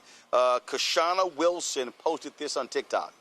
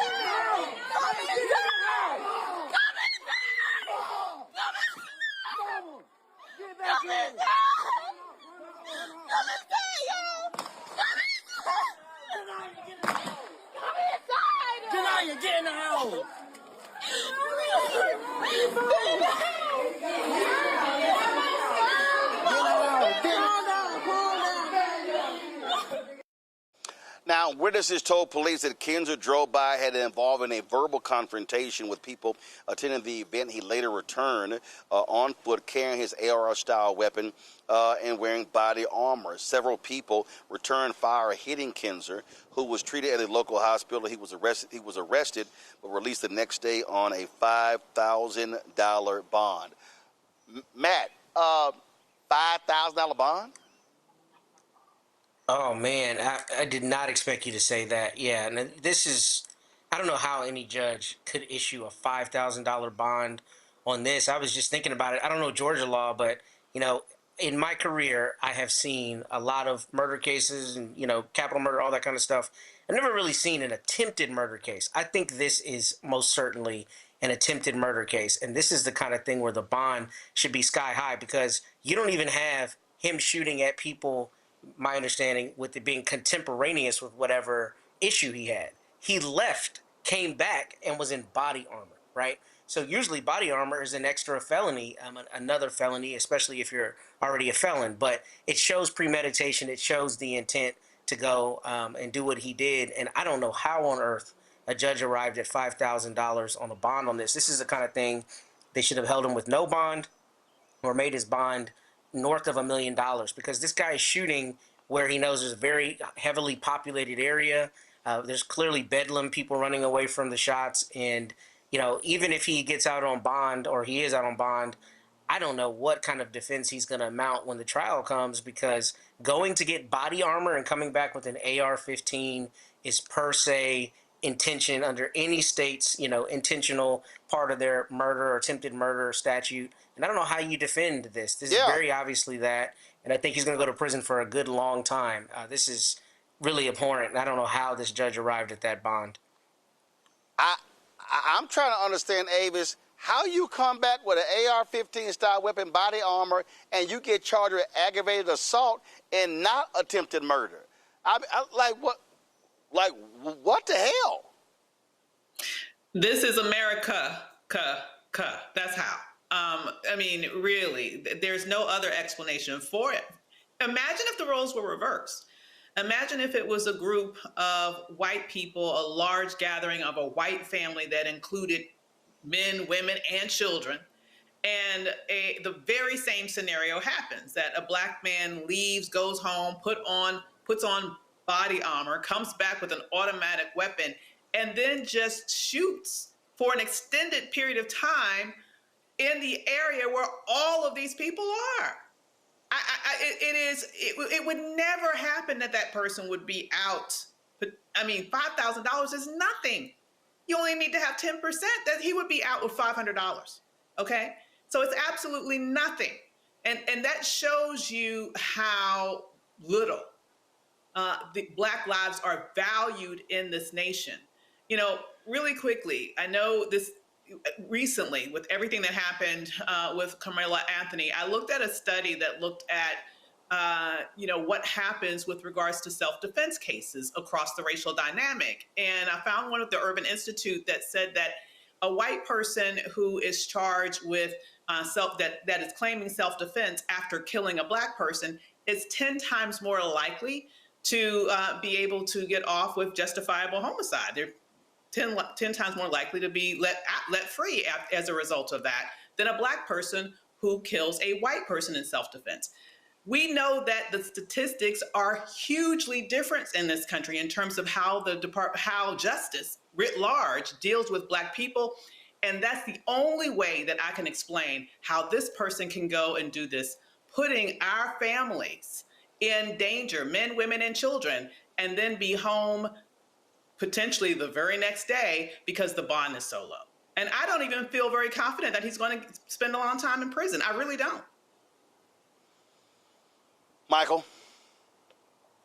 Yeah, Roland, you asked how wasn't he charged with attempted murder? Why was the bond so low? Well, you're dealing with a former Confederate state, Georgia, okay? And for those that don't know, Georgia has the largest Confederate monument out of anywhere in the country. It's called Stone Mountain. So I was reading the story here. This is terrifying. Just seeing the video and hearing the screams of people as shots rang out. And before this guy came back with the body armor and the AR-15 rifle, one of the witnesses said he was yelling the N-word as well. Okay. But I am so glad that you have people who are armed and shot back. And we have a history of shooting back at white supremacists. And one of those greatest histories is the Robert Charles riots of 1900 in New Orleans. People go read that because we have to protect ourselves. This riot here, if you don't know, Robert Charles shot 27 white people, including 7 white police officers, before he was eventually killed. So when people say, we're not our ancestors, you don't understand our ancestors. Go read the book, This Nonviolent Stuff That Get You Killed, How Guns Made the Civil Rights Movement Possible, by Professor Charles E. Cobb Jr., and check out Roland's interview with Professor Charles E. Cobb Jr. as well. We don't understand our history. Nope, we don't. So we'll see what is next in this particular case. Donald Trump's weaponization of the Department of Justice. It's amazing how they keep complaining about what Biden did. They raided the office of an organization today in Ohio, folks. It is the Ohio Organizing Collective, a civic organization that works to register voters and advocates for fair representation of Black voters. The Organizing Collaborative says its Cleveland office was searched by more than 100 FBI agents on Thursday. They collected laptops, questioned employees, showed up at the homes of multiple staff members. Board member Prentice Haney said agents asked them if they're committing voter fraud and used straight-up intimidation tactics. This is a statement released by Ohio Congressman Shontel Brown. Pull it up, please. She said, "I am alarmed and outraged by reports that the Trump and Kash Patel FBI has raided the Ohio Organizing Collective in Cleveland. My office has contacted the FBI demanding information. I am deeply concerned that this is an effort to use federal law enforcement to intimidate and halt voter registration and democracy. These raids must end immediately. Unfortunately, this appears to be part of a systematic effort by Trump and Kash Patel's FBI to attack our elections and perpetuate more myths of voter fraud, all to undermine and challenge any election result that Trump does not agree with. It's an attack on the people. Let me be very clear. Voter registration is not voter fraud. Urban communities voting is not voter fraud. Black Americans voting is not voter fraud. This appears to be a blatant effort to suppress and deny the vote of people in Northeast Ohio." House Democrat leader Hakeem Jeffries, his statement, voter registration is not voter fraud, and Donald Trump knows it. Americans should never have to fear intimidation for helping their neighbors participate in our democracy. This grotesque abuse by the Trump administration is just the latest MAGA power grab, an attempt to rig the midterm before the American people reject Republicans and their unpopular agenda. House Democrats will continue to forcefully push back and ensure that Donald Trump, Todd Blanche, and Kash Patel cannot interfere with the constitutional right to cast your vote in a free and fair election. Ohioans and Americans in every corner of the country we heard at the ballot box this November so we can end these abuses of power once and for all. We have reached out to the Ohio Organizing Collaborative, but have not gotten a response. All right, folks, earlier today, I spoke at Juneteenth celebration, the 33rd year of the Juneteenth celebration. And while there, State Representative Justin Pearson was in attendance. He had to go. But before he left, I did be able to catch him for this quick interview. Representative Pearson, so we're here at this annual Juneteenth dinner, 33rd year. So I spoke here last year. You did. Now, the folks who were in their feelings. They were. And what I'm trying to understand is, tell me what I said that was factually wrong. I think one of the things that many black elected officials, black preachers, black business folk, some may call talented 10th, black elite, folk don't want the truth. And the reality is what we need today are truth tellers when we talk about the condition of our community. Absolutely. Nothing that you said was factually incorrect. The reason people's feelings got hurt is because they realized they were responsible, accountable, and in fact they were part of the status quo that made that a reality. It doesn't do us any good if we have black leadership, but we don't have policies that actually help to improve the quality of black people's lives. Because you know, like I know, when you do good for black people, you do good for everybody. But when white folks and white corporations are the ones who are funding black people's campaigns, what ultimately ends up happening, the policies benefit the current power structure. It doesn't do anything to change the power structure, to give us more agency, to give us more economic opportunity. So yeah, people got their feelings hurt because you know what? They are the ones responsible for the harm. They just look like us. Well, in the years since, okay, National Guard comes in, LeBron James makes his comment. A lot of other NBA players said how of all the cities, Memphis is ranked in the top 3 or 4 they don't like going to. And to me, that's what folks should be looking at a mirror saying, okay, what then must be done to change that condition? And then now we have, of course, what the Republicans have done with gerrymandering as well. And so I hope black people now realize, again, that what I said was on point, and if there's any moment to flex our political power, it is now. It's right now. They're taking our congressional districts now. I've got, instead of 1.5 counties, 15 counties. We are seeing what white supremacy is willing to do and all the lengths that is willing to go to. Now, LeBron and all them, it's like, one, y'all do need to come and experience our city because we got beloved, great, amazing people here. And simultaneously, we do got challenges, but they stem from poverty. And when the people in power do not seek to address poverty. Economic apartheid. Economic apartheid, it's a perfect word. When you don't seek to address that, but instead you want to make friends with the corporations. You want to make friends with the Republicans who don't care whether we live or die, but they're worried about the contracts that they get or that their friends get. We are going to continue to be in this situation right now today. 25% of our children 25% of adults are in poverty. 50% of the kids are living underneath the poverty line. There is no way that you are going to have a functioning city, county, state, or society as long as that's the reality. And the people who are responsible for doing something, they're listening to the Chamber of Commerce. That's who's guiding them. They're listening to what the governor wants to do. And so you've had black political power for a number of decades, or black people in positions of power, I should say. But those numbers of poverty keep increasing. And people want to talk about crime and say how they're tinkering with it. Don't play around with the system.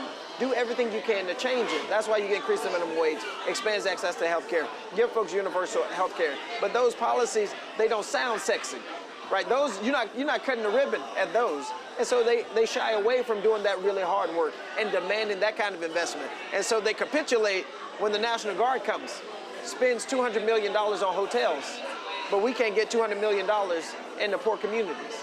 It's like we're asking for the wrong things, and we're literally bending over backwards for white supremacists who are in power. There's no way we're going to progress as a people if we have leadership like that.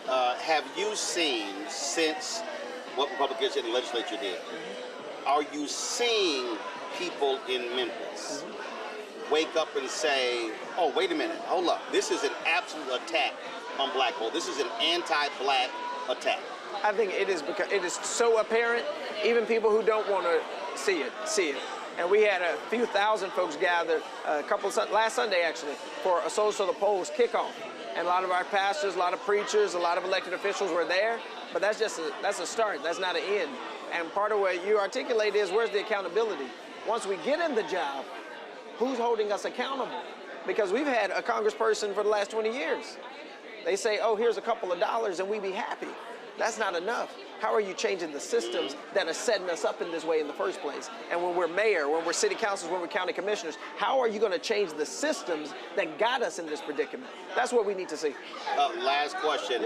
You and others are fighting this Elon Musk AI here. Now all of a sudden you're seeing all around the country how people realize the negative impacts of data centers. That's right. When it's happening to black folk and working class black folk, you should be in the fight. It shouldn't have to come to your zoo.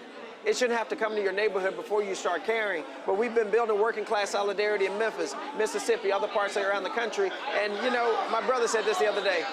Just because it didn't necessarily benefit us the way we wanted it to, doesn't mean it didn't help other people who are in the fight. And now you got Republicans in rural areas all across the country who are like, no, we know what y'all did to Memphis, and we're not going. And so God uses us anyway, and that's the fight we're still in. Hey. How you doing? Gotcha. Sorry. All right, kid. So, all right, well, keep up the fight. Hey, we're keeping it up together. I appreciate it. Appreciate you, all right, boss. thanks a bunch. All right. There we go. It's too funny. Homegirl trying to sit here.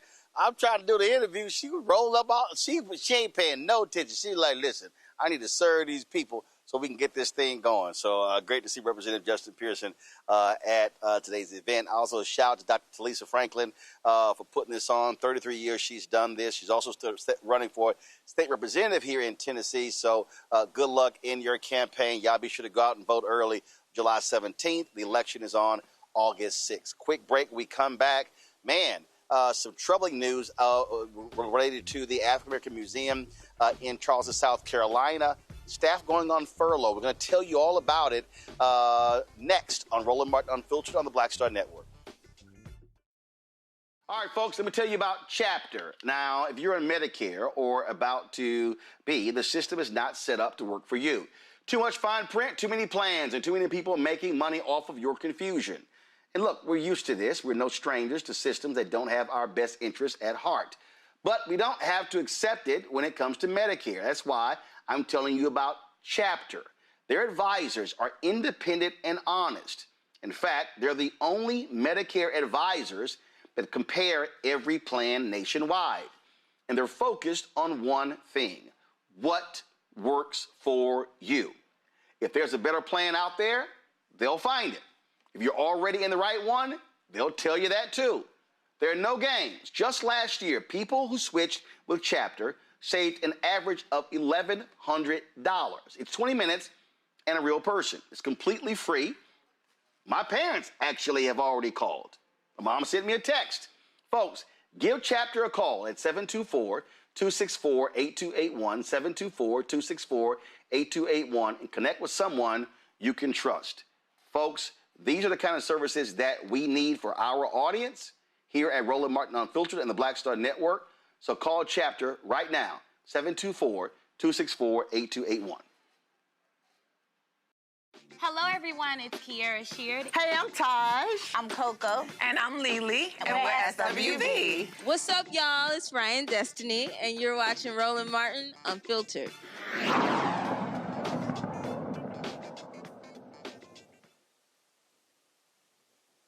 All right, folks, I am here in Memphis at the I Am a Man Plaza, which was dedicated, of course, on April 5th, 2018, to 1,300 sanitation workers who started their strike in 1968. This city, of course, significant history. First black radio station here in Memphis. Of course, Lorraine Motel, which is now the National Civil Rights Museum, where Reverend Dr. Martin Luther King Jr. was gunned down, where so many luminaries stayed at that hotel when they came through Memphis. That's where African Americans stayed.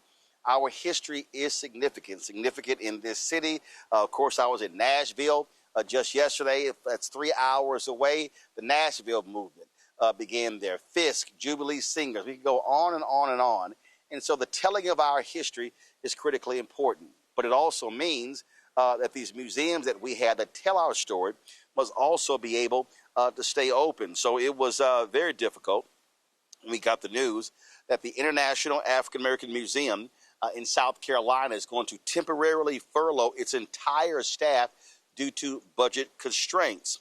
They're going to have 20-day furloughs. It will be implemented between July 1st and December 1st. It will be staggered in increments. The museum first opened June 27, 2023, and the news comes ahead of the museum's third anniversary. Dr. Tanya Matthews is the president and CEO of the International African American Museum. She joins us right now. Dr. Matthews, glad to have you here on Roland Martin Unfiltered. How did you get in this situation? What happened? Well, good evening, Roland. And first, let me say I love the fact that you're standing in front of a sign that basically has the initials of the International African American Museum. I have been to the I Am a Man Plaza. It is one of my favorite places in the country. And so we are here in Charleston, South Carolina, and we are at another one of our sacred historical sites.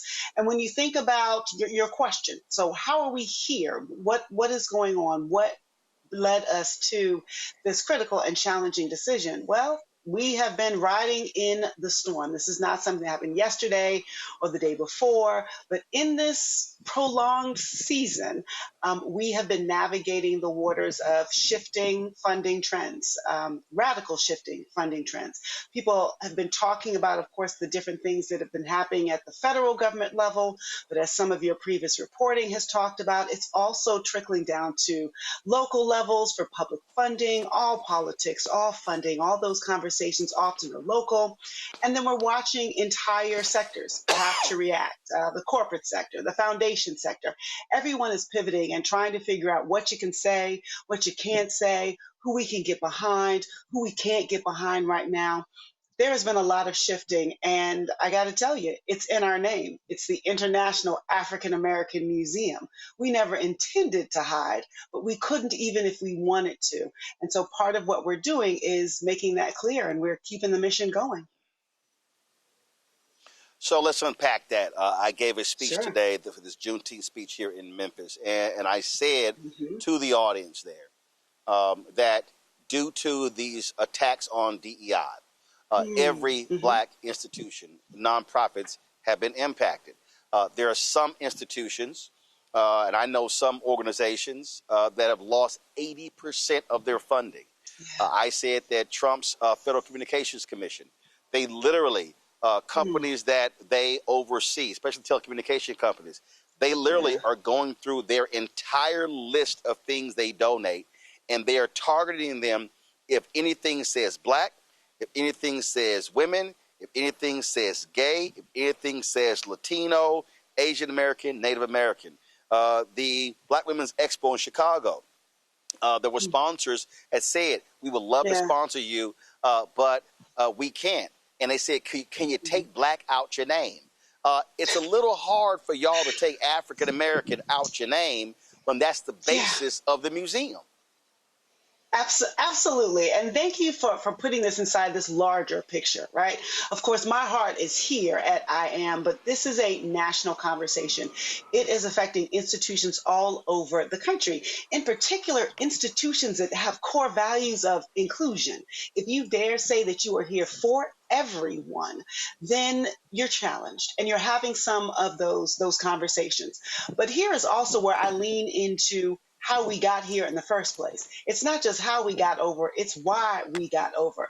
Good thing is that we are descendants and descendant allies over at the International African American Museum. So even as we take these critical steps, even as our staff is willing to take on the burden of furloughing for 20 days between now and the end of the year, the museum will not lose a single day of operation. And we are going full forward with our Juneteenth celebrations. And I got to tell you, I'm hoping for record-breaking attendance because it's a Friday. Let's have a long, joyful weekend and understand that the roots of Jubilee celebrations actually come out of our struggles. We know how to live with the intersection of trauma and joy because we have always told the whole story. Somebody watching or listening may be saying, well, wait a minute, you got the National Museum of African American History and Culture in Washington, D.C. For folks who don't understand the difference, that is part of the Smithsonian. The museum that you lead there in Charleston, are you an independent museum, meaning you're not affiliated with the state government, with the city government, you are independently funded, correct? We are an independent, nonprofit, 501c3 institution. And I think one of the things we want to think about is because we are telling the whole story. Yes, African American history. This is American history. We are a part of our community. We are not just a museum. We are an economic driver. We don't just host ourselves. We host visitors from all over the world. So do I think that we should get support from everywhere, from the federal government, from the state government, from the city government, from our companies and corporations, and definitely from individuals and members of our community? Absolutely. The tide is shifting, and so now we're having to lean into other places and other spaces. But I will also tell you that behind the scenes, just as you mentioned earlier, some folks are being very candid. Listen, we're trying. We are trying to figure this out. We are trying to stand with you and to get back to you. If you could just hold on a little while longer. All right, well, that works in music, okay? But that doesn't always work when we're trying to continue to activate the mission at the level that we have been activating it. And so we're leaning into our constituents, our individuals. We're leading into stories like this to let folks know this is a really good time to step up, become a member of I Am and of your local African American History Museum. So I remember your founding director, founding CEO. We had him on my TV One show as they were trying to raise funds. The goal was $100 million, but of course with COVID and others, it increased by about $37 million. So the question is this, and I'm a firm believer in being very clear and telling our people in terms of what is needed. So first and foremost, what do you need? Again, assuming everything is standard, what do you need every month that funds the museum operationally per month? And then what is your? So that's the first question. Then what is your target goal? So, well, the second question is how many people have memberships to the museum, and what is the base level of the membership? Yeah. Well, you know, Roland, it's a good thing that my early years was as an engineer and I took a lot of math because now you're getting real specific with the sister here. But I will tell you that as one of the largest African American history museums in the country, when we are punching at level and at weight where we like to be, we are investing more than $1 million every month in getting this story out and telling this story. We came out the gate with nearly 50,000 charter members, and our annual membership program has continued to go. And while these may sound like really, really big numbers, they're not numbers that we cannot achieve when we're thinking about collective activity, right? Ujamaa is not just for December, right? So we can step up and think about how to move this forward now. But I want also to remind folks the way that a lot of our museums and nonprofits work, right? Which is to make sure the doors stay open for everyone. We depend on donations so that we don't have to take all of that through the ticket prices, right? So we have our visitors, we have our donors, we need everyone that is there.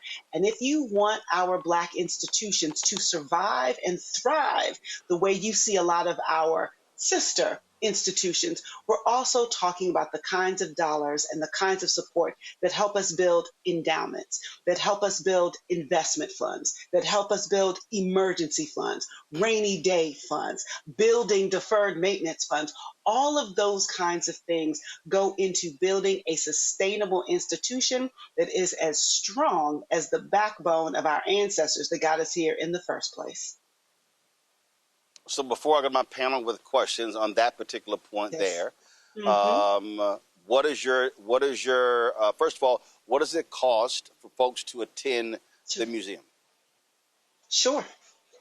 So for our members, if you are a member of the museum, one of the ways we thank you is that we invite you to come free of charge, right? You've already paid into the system. You're already part of the movement. So we want to thank you and let you get eyes on to what it is that you're looking at. That's our physical programming, physical exhibitions, but also our digital exhibitions and digital programming. It's why we actually have members from all over the country and just a few outside of the country. In addition to that, if you are coming and visiting in town, you can, of course, sign up for a membership right away. We do currently offer a discount for our South Carolina residents, helping them to continue to punch above their weight. And I see we're showing our membership page. I like to tell folks, listen, go to the member page, scroll down a little. You don't just have to take the very first level. You can think about pushing in the ways that you need to help us out. But also we have discounts for our elders, of course. We have group pricing. One of the things I'm actually really, really proud about is that this is our first summer becoming a Blue Star Museum. And being a Blue Star Museum means that we welcome all of our active duty military personnel and their families free for the entire summer. And those are the kinds of things that are really important to us. Free access for our service members, sponsored open admission on Juneteenth, being able to do these kinds of things and make zero barriers to actually learning these stories that are just as important to my neighbor as they are to me is part of who we are and what we do and why, as stewards of the history, we definitely need people's support to get these kinds of things done. And the last question before I go to the panel, in terms of endowment, what are you setting as your target goal for the endowment? So let me also acknowledge that I have a lot of folks to thank. You mentioned my predecessor earlier, and we have some of our founding donors and sponsors. So the museum, we are one of the few new museums that came out of the gate knowing that we wanted to have an endowment. And so we have begun building up those funds. If you really ask me what I would like one day, I would like an endowment upwards of $50 million, right? We think about what it is we want to support. Too low. Too low. Too low? Too Fine, low. I'm sorry. Too low. I left out a zero. The number is 100. Zero. Absolutely. The bare minimum number is 100 million. And when I asked the question, I'm like, I know she's gonna tell me 100 million. That has to be, and the only reason I'm saying that has to be the target number. Apologize. If your cost is gonna be at $1 million a year, if the cost, right? I'm saying the cost could be $1 million a year. That's $12 million. You're talking about deferred costs, things along those lines. And again, I know what you're saying. You don't have to say it. I'll say it. When people say, "Can you hold on a little longer?" What they really are saying is, again, and let me be very clear. Let me be very clear. Y'all take the 2 shot off of Tanya. Put a single shot on me. Put the single shot on me. Put the single shot on me. Okay. So let me be real clear. What Roland Martin hears, what I just heard there was when he is not in the White House and there's a new administration that's a Democrat, then we can go back to be able to funding things that are interest to African Americans, And so when they say, please hold on, what they're saying is, can you hold on for 2.5 years so we see the change shift in this country if folk vote the right way? That's what I heard. But that way now you can put Tanya back on the screen. Questions from the panel. Matt, you first. Love you, Roland. Love you. Let me say first, I love the ram's horn earrings. It's not lost on me. I love the message that sends. But my question to you is this. How much do you need to not have to furlough even the 20 days? What is that concrete number so that there's a deliverable that people can work towards together? That number between now and the end of the year would be $6.5 million. Right. And following Roland's lead, if y'all want to make a sister feel really comfortable and safe, because after December 31st comes January 1st, which means a new year comes out and we begin, we're looking at something closer to 10 million. So between $6.5 and $10 million, which is not as unreasonable as it sounds. I've seen our people do much, much more in much less time. Avis. Just thank you for the work that you do, making sure that our history is preserved and shared for us all. In terms of this specific crisis, and I'm also thinking long term, because even hopefully we'll get to a place that you have to last for 2 years under this ridiculousness that we have. And then we want to have you situated in a space where even at some point in the future when the political wings may go back, we want to make sure that you are safe and sound. So let's think about, I'm interested in how many people you typically have at that museum, and what would it take for you to be able to have the level of flow that you would need in order to build your revenue up such that these types of crises might not face you in the future? Oh, thank you. That is a great question. So, and the reason it's such a good question is it does help us to emphasize. So at the 2.5 year mark, even before we were 3 years old, before we got into this year, at 2.5 years, we had hosted more than 500,000 visitors at the International African American Museum. We do have folks coming in here. I was downstairs the other day taking photo bombs with one of our family reunions that starts to come around this time of year. And so we do have our robust attendance. And frankly, I would fill the museum every single day that we need to. And we want to keep that attendance going. But the way we set our business model is to be sure that family reunions can attend, to be sure that groups, that anyone who wants to come can attend. So only a portion of the ticket price covers occupying and operating costs. It is roughly a 30-70% split. So I think the way I would flip that is, how many members do I need? Because members come in and members donate. They donate regularly. We've got some members now throwing in an extra $25 or so. But as I mentioned, we currently have just under 50,000 members. It would be around 125,000 members who renew their membership on time is what it would take for us to be able to have the flexibility and the room to grow and to invest. And as Roland said, to get our endowment up to $150 million. I'm sorry, I forgot the one at the beginning. So you said that, so you have 50,000 members. So really what you want is you want 125,000 annual members at how much per month? So just even if it's so our membership starts at $65, and then it goes all the way up to our Museum Circle members, which those who can. You said 55? You said 50? 65. You said 55 or 65? 65. Got it. Okay. For an individual, and then we have family memberships, but it goes up. Now, for those who can, for those out there with careers, we have our Museum Circle that starts to kick in at $250, $500, and going up. And I think the other thing, though, that does is we get to communicate with our members, right? It's not just a one and done. It's not just a come to the museum and then wait around for your renewal. We are communicating with our members. We're having virtual programming with our members. When a situation like this happens and we need to throw the cap up, our members are the first to know. And so that's a really sustaining support in the way we think through that. So if you have 125,000 annual members just averaging $65 each. It's $8.1 million.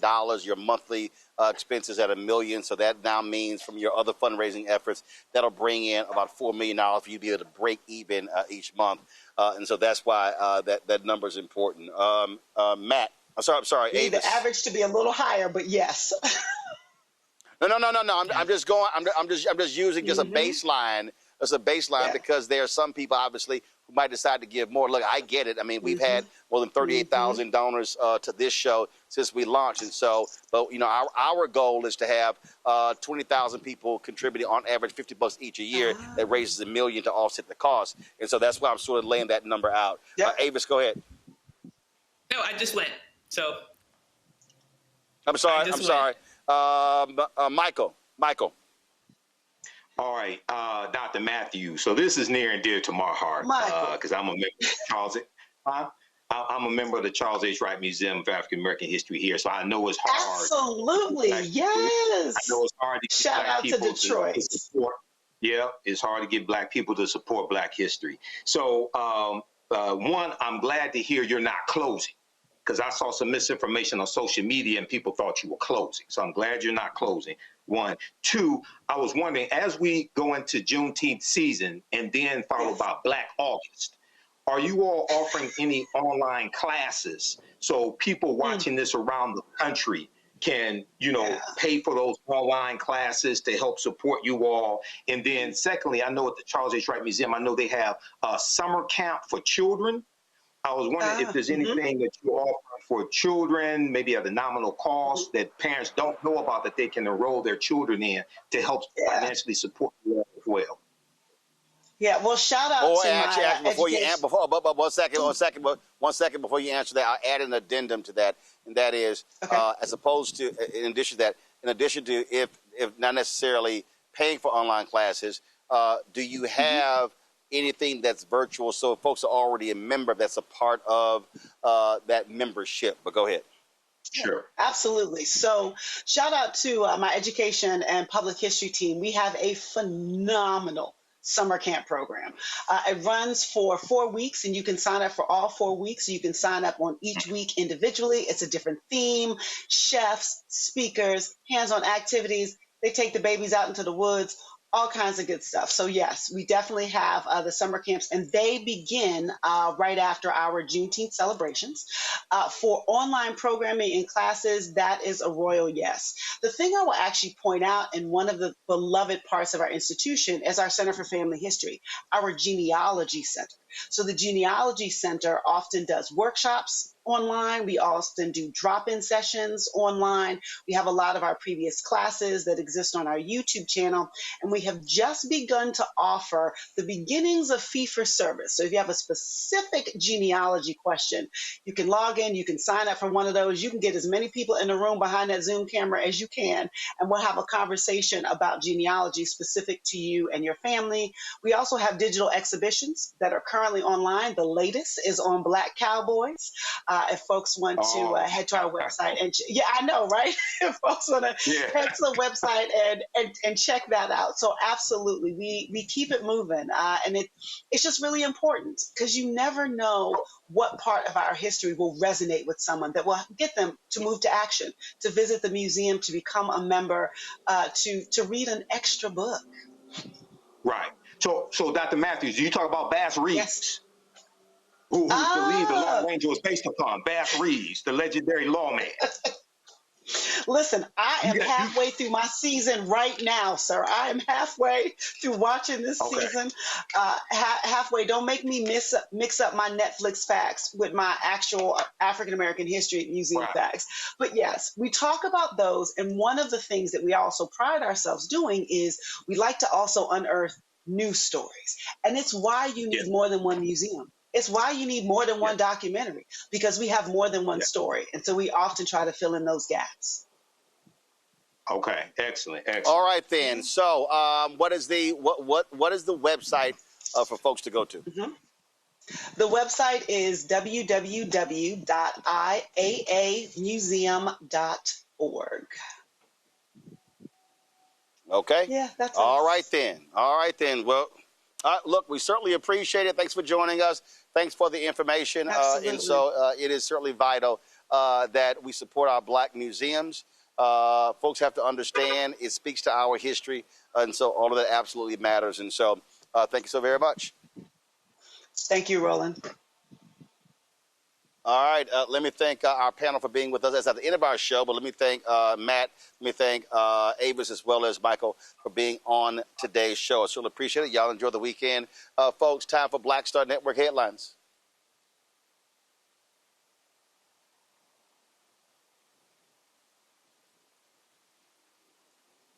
Former Essence CEO Caroline Wenga is suing Essence Ventures and its parent company, Sundial Media and Technology Group, for defamation over backlash from the 2025 festival.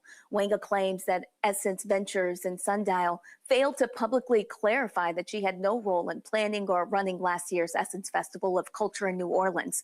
She had been on leave from her position as CEO since September of 2024. She officially left the role on March 31st of 2025, meaning she was not affiliated with the company during the July festival. The leaders of Essence and Sundial did not announce Wenga's departure until August of 25th of 2025, nearly 2 months after the festival. Wenga's lawsuit asserts that the announcement did not adequately state that she did not influence decisions related to the festival. She claims that her reputation has been harmed and that her company, Wenga Woman, has suffered economically due to public perception of her involvement with the festival. Wenga is asking the courts to hold the leaders of Essence Ventures and Sundial accountable for allowing a false public narrative to damage her reputation.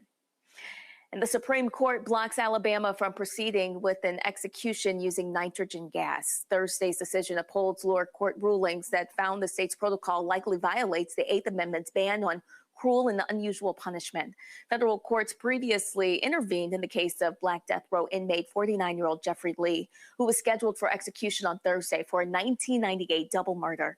His attorney successfully argued that the state's nitrogen gas method subjects inmates to painful suffocation and air hunger. On Wednesday, U.S. District Judge Emily Marks permanently prohibited Alabama from using nitrogen gas on Lee, saying the method is unconstitutional, and said Lee's option for a firing squad was a more feasible and less painful alternative. Lee is being held at the Holman Correctional Facility in Atmore for his conviction of 2 counts of capital murder for killing Jimmy Ellis and Elaine Thompson while robbing a pawn shop on December 12, 1998. The man accused of carrying out a deadly attack targeting 2 Minnesota lawmakers and their families pleads guilty to multiple federal charges, including stalking, murder through the use of a firearm, and firearm-related offenses. Under the plea agreement, he faces life in prison.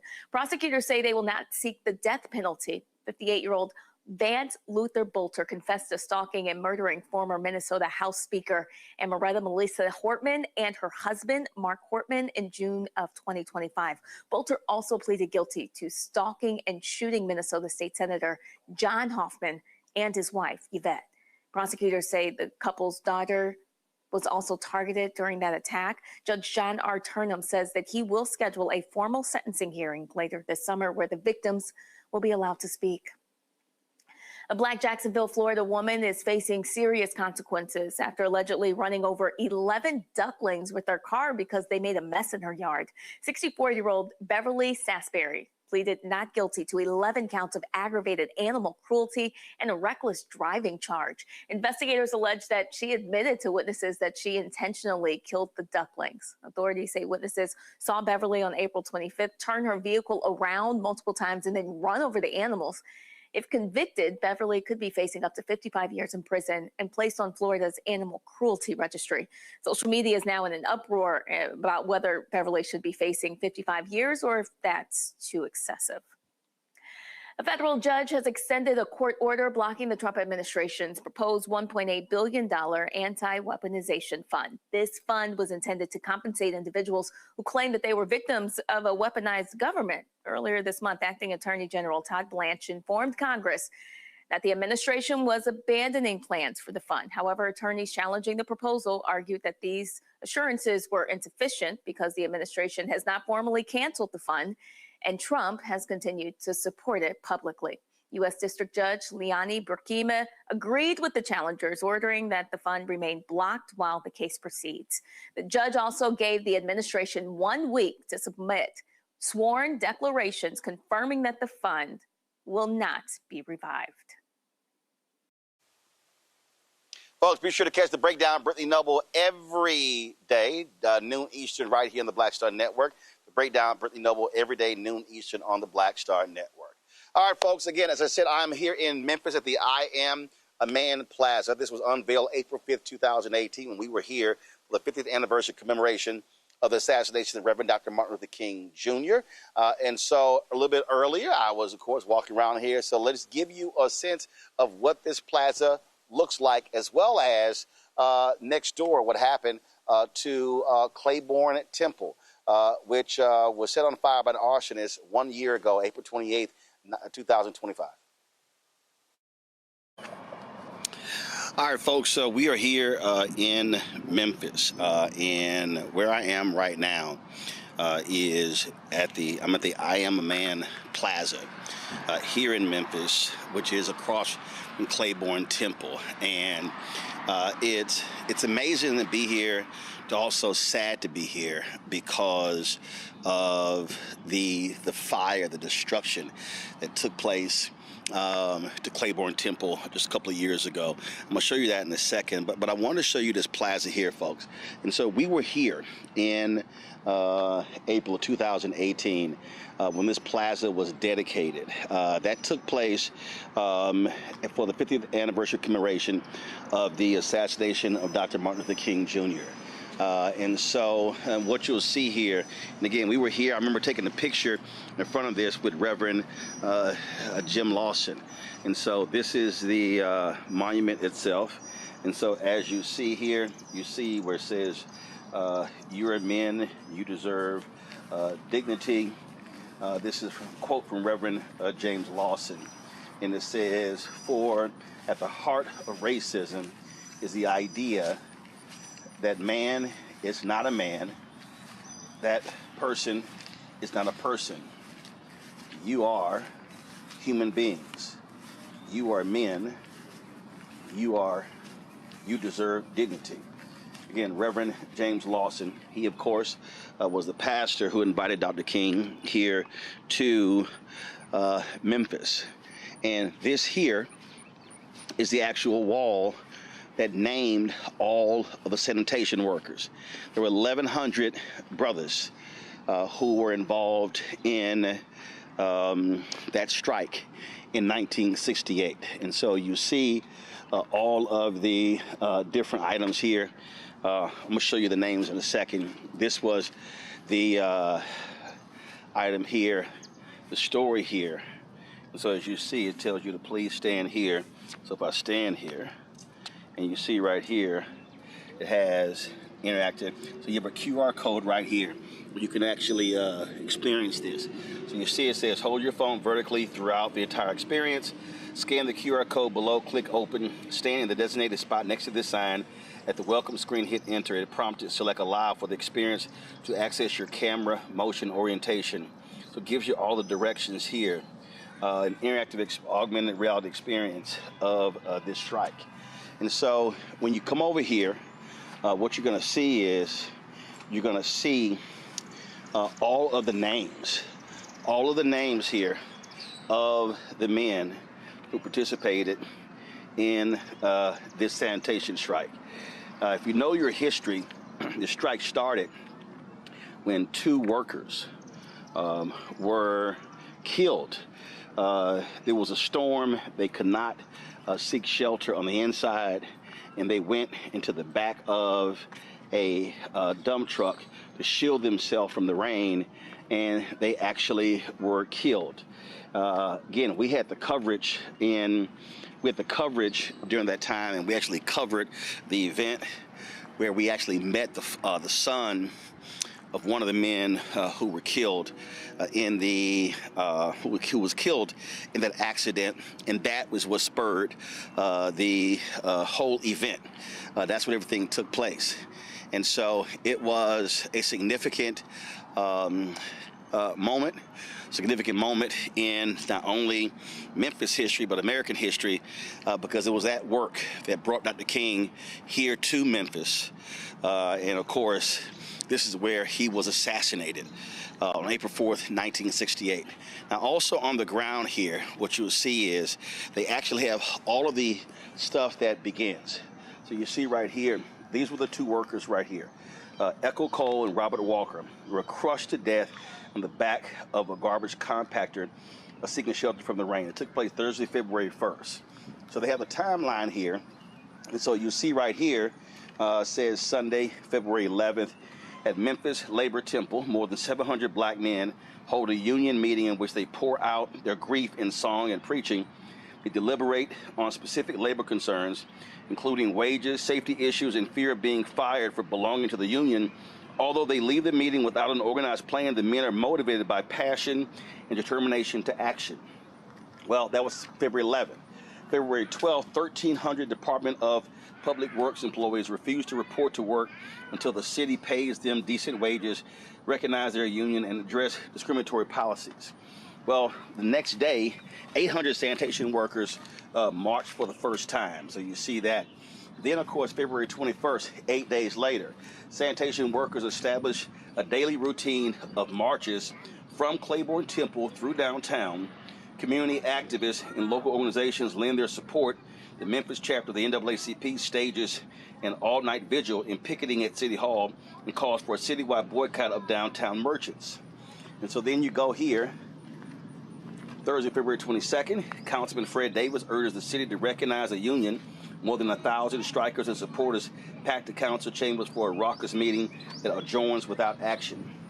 Then, of course, you have February 23rd, and this union was part of AFSCME, the American Federation of State, County, Municipal Employees. It says Friday, February 23rd, 12 days after the strike began, tension erupts into violence near Goldsmith's department store. Police spray the faces of the marchers, including ministers, with mace. From this day forward, thousands of black Memphians participated in the daily marches and boycotted downtown stores. So then you go here, Saturday, February 24th, black Memphians have formed citywide organizations to support the strike and the boycott. The Concerned Citizens for Sanitation Department workers and families provide strikers' families with financial assistance, food, and clothing. The city obtains a court injunction to prevent the union from organizing demonstrations or picketing. So now you go Tuesday, February 27th. Mayor Henry Loeb defaults on a compromise to end the strike when hundreds demonstrate at City Hall. 23 union members are cited for contempt of court. Then, of course, 2 days later, Mayor Loeb sends each of the sanitation strikers a letter inviting them back to work without union recognition. The union filed suit in federal court. That was Thursday, February 29th. And then, of course, March 1st, when the window of Loeb's homes are broken, he blames the strikers. The federal judge rejects the union suit. Reverend James Lawson and local community activists invite national leaders to put pressure on city government. So it was March 6th, sanitation workers staged a mock funeral at City Hall lamenting the death of freedom in Memphis. And so this monument here, that's when it begins to pick up with the names. And so it says Friday, March 8th, trash fires in South Memphis are blamed on supporters of the strike. Then you go to Saturday, March 9th. Mayor Loeb directs the National Guard to hold riot drills. And so that's on March 9th. And then, of course, March 11th, Monday, March 11th, Memphis City school students leave school to participate in a march organized by black ministers. 2 students are arrested. That's for all the people who say young folks, athletes, and others should not be involved in protests. Know your history. Thursday, March 14th, National NAACP leader Roy Wilkins arrives in Memphis and professes his support for the strike in front of a crowd of more than 10,000 people. Then you go to Monday, March 18th. Reverend Dr. Martin Luther King Jr. speaks before an overflow crowd at Mason Temple. Although previously involved in planning the Poor People's Campaign, King felt he could not say no to the sanitation workers whose struggle was at the heart of his belief in economic justice. And it was Reverend James Lawson. He was the one who actually called Dr. King to come to Memphis. And Dr. King's aides told him, listen, we got other things we got to do. We don't have time for Memphis. He said, no, I got to go and stay staying with those sanitation workers. Thursday, March 28th, as promised, Dr. King returns to lead the march, which started at Claiborne Temple. As the march advanced down historic Beale Street, some youth created a disturbance by breaking windows. The police shoot tear gas into Claiborne Temple Church and assault the marchers with tear gas, mace, nightsticks, and gunfire. 16-year-old Larry Payne is shot to death. The Tennessee Guard Assembly authorizes a 7 p.m. curfew. 4,000 National Guardsmen make their presence felt in the city. And so now we go to Friday, March 29th, where it says 300 sanitation workers and ministers conduct a silent march from Claiborne Temple to City Hall, attended by armored jeeps, military trucks, and guardsmen with fixed bayonets. President Johnson and the AFL-CIO President George Meany offer to mediate. All right, so now we go to Tuesday, April 2nd. Hundreds of black Memphians attend the funeral for Larry Payne. The National Guard are withdrawn from the city. Then, of course, Wednesday, April 3rd, Dr. King returns to Memphis. Thousands brave a thunderstorm to hear him speak at Mason Temple. He stirs the congregation with his prophecy about having been to the mountaintop where he looked out over the promised land. It will become one of the most memorable speeches in American history. Then, of course, on Thursday, April 4th, Dr. King assassinated on the balcony of the Lorraine Motel. His death aggravates the sanitation strike. Mayor Loeb rejects the urging local leaders and federal officials to make concessions. Outbreaks of violence begin in cities like Washington, D.C. Monday, April 8th, 42,000 people participate in a silent memorial march through downtown led by Mrs. Coretta Scott King, SCLC, and other national figures. And then on Tuesday, April 16th, ASME leaders announced that an agreement has been reached to end the strike, and the sanitation workers vote to accept it. The settlement includes wage increases in recognition of the union. The strike officially ends. So that took place Tuesday, April 16th, 1968. Well, folks, unfortunately, April 28th, 2025, last year, this happened. Claiborne Temple, according to the ATF and officials, was purposely set on fire. This was arson. This historic church where all of these different protests and marches were planned, somebody decided to actually set this on fire. You can see the extensive damage. Essentially, the church was destroyed. Now, just so you can put in perspective, we are here in Memphis. This is essentially downtown, but this, of course, is the arena, FedEx Forum, where the Memphis Grizzlies play. Just so you understand where we are. And so you see right here, you see just the damage. The church was totally destroyed. Only thing really left standing is this portion of the church. And you see right here, you see the sign right there. This building, designed by architects Long and Keys with E.C. Jones supervising, was dedicated to the worship of God on January 1st, 1893. It was the second home of Second Presbyterian Church, organized December 28th, 1844, until sold to the AME Church in 1949, and then renamed Claiborne Temple. Dr. Martin Luther King Jr. often spoke here. Many civil rights activists were held, activities were held here in the 1960s. And so, again, you see just what this arsonist did to this historic structure. I'm gonna walk over here.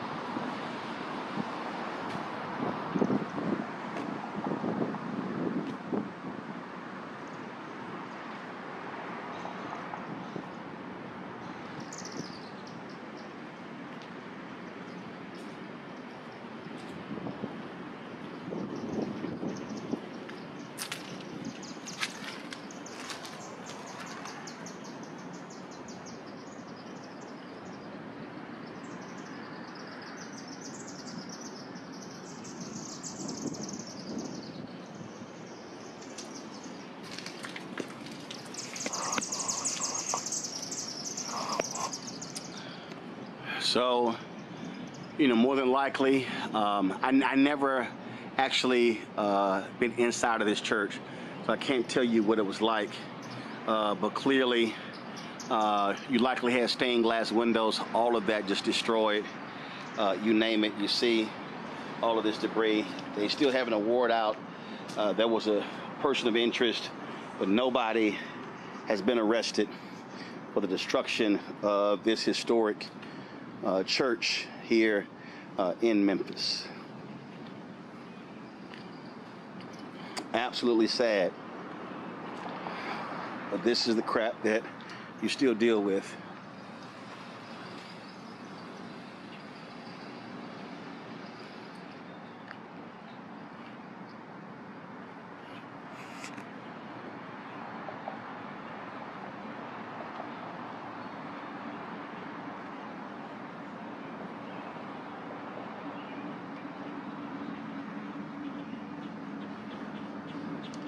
Claiborne Temple just completely destroyed as a result of this fire 1 year ago, April 28th, 2025.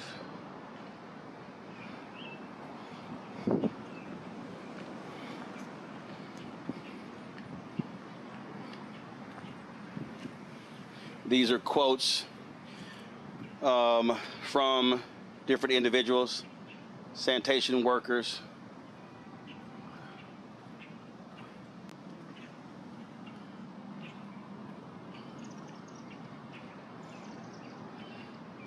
quotes from Dr. King's mountaintop speech at Mason Temple, April 3rd, 68.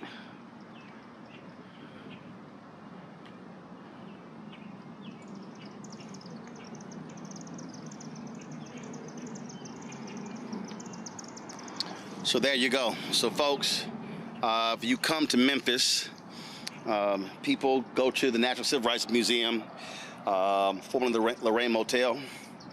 Hugely important, but obviously since April 5th, 2018, have this here. So you come here, make an effort to come by the I Am a Man Plaza, and you see the sign right here. They have this over here on the wall, building for future, honoring our history. You see I'm a Man, historic Claiborne Temple.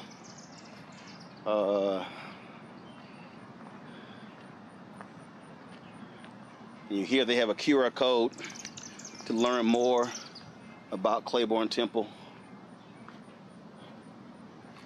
So if you're interested, certainly click that QR code. But if you come to Memphis, definitely come on by this plaza that pays homage to those 1,300 sanitation workers. Those were some brave brothers who fought a serious fight for respect and dignity. And we're gonna also restream for you the conversation I had with labor organizer Bill Lucy. And Bill Lucy talked about how this slogan came about. He, of course, was sent here from D.C., so it was a fantastic conversation we had in the National Civil Rights Museum that was done in 2018. Of course, sadly, Bill Lucy became an ancestor last year. So there you go, folks. Just want to give you all a sense of this plaza, the I Am a Man Plaza here in Memphis, Tennessee.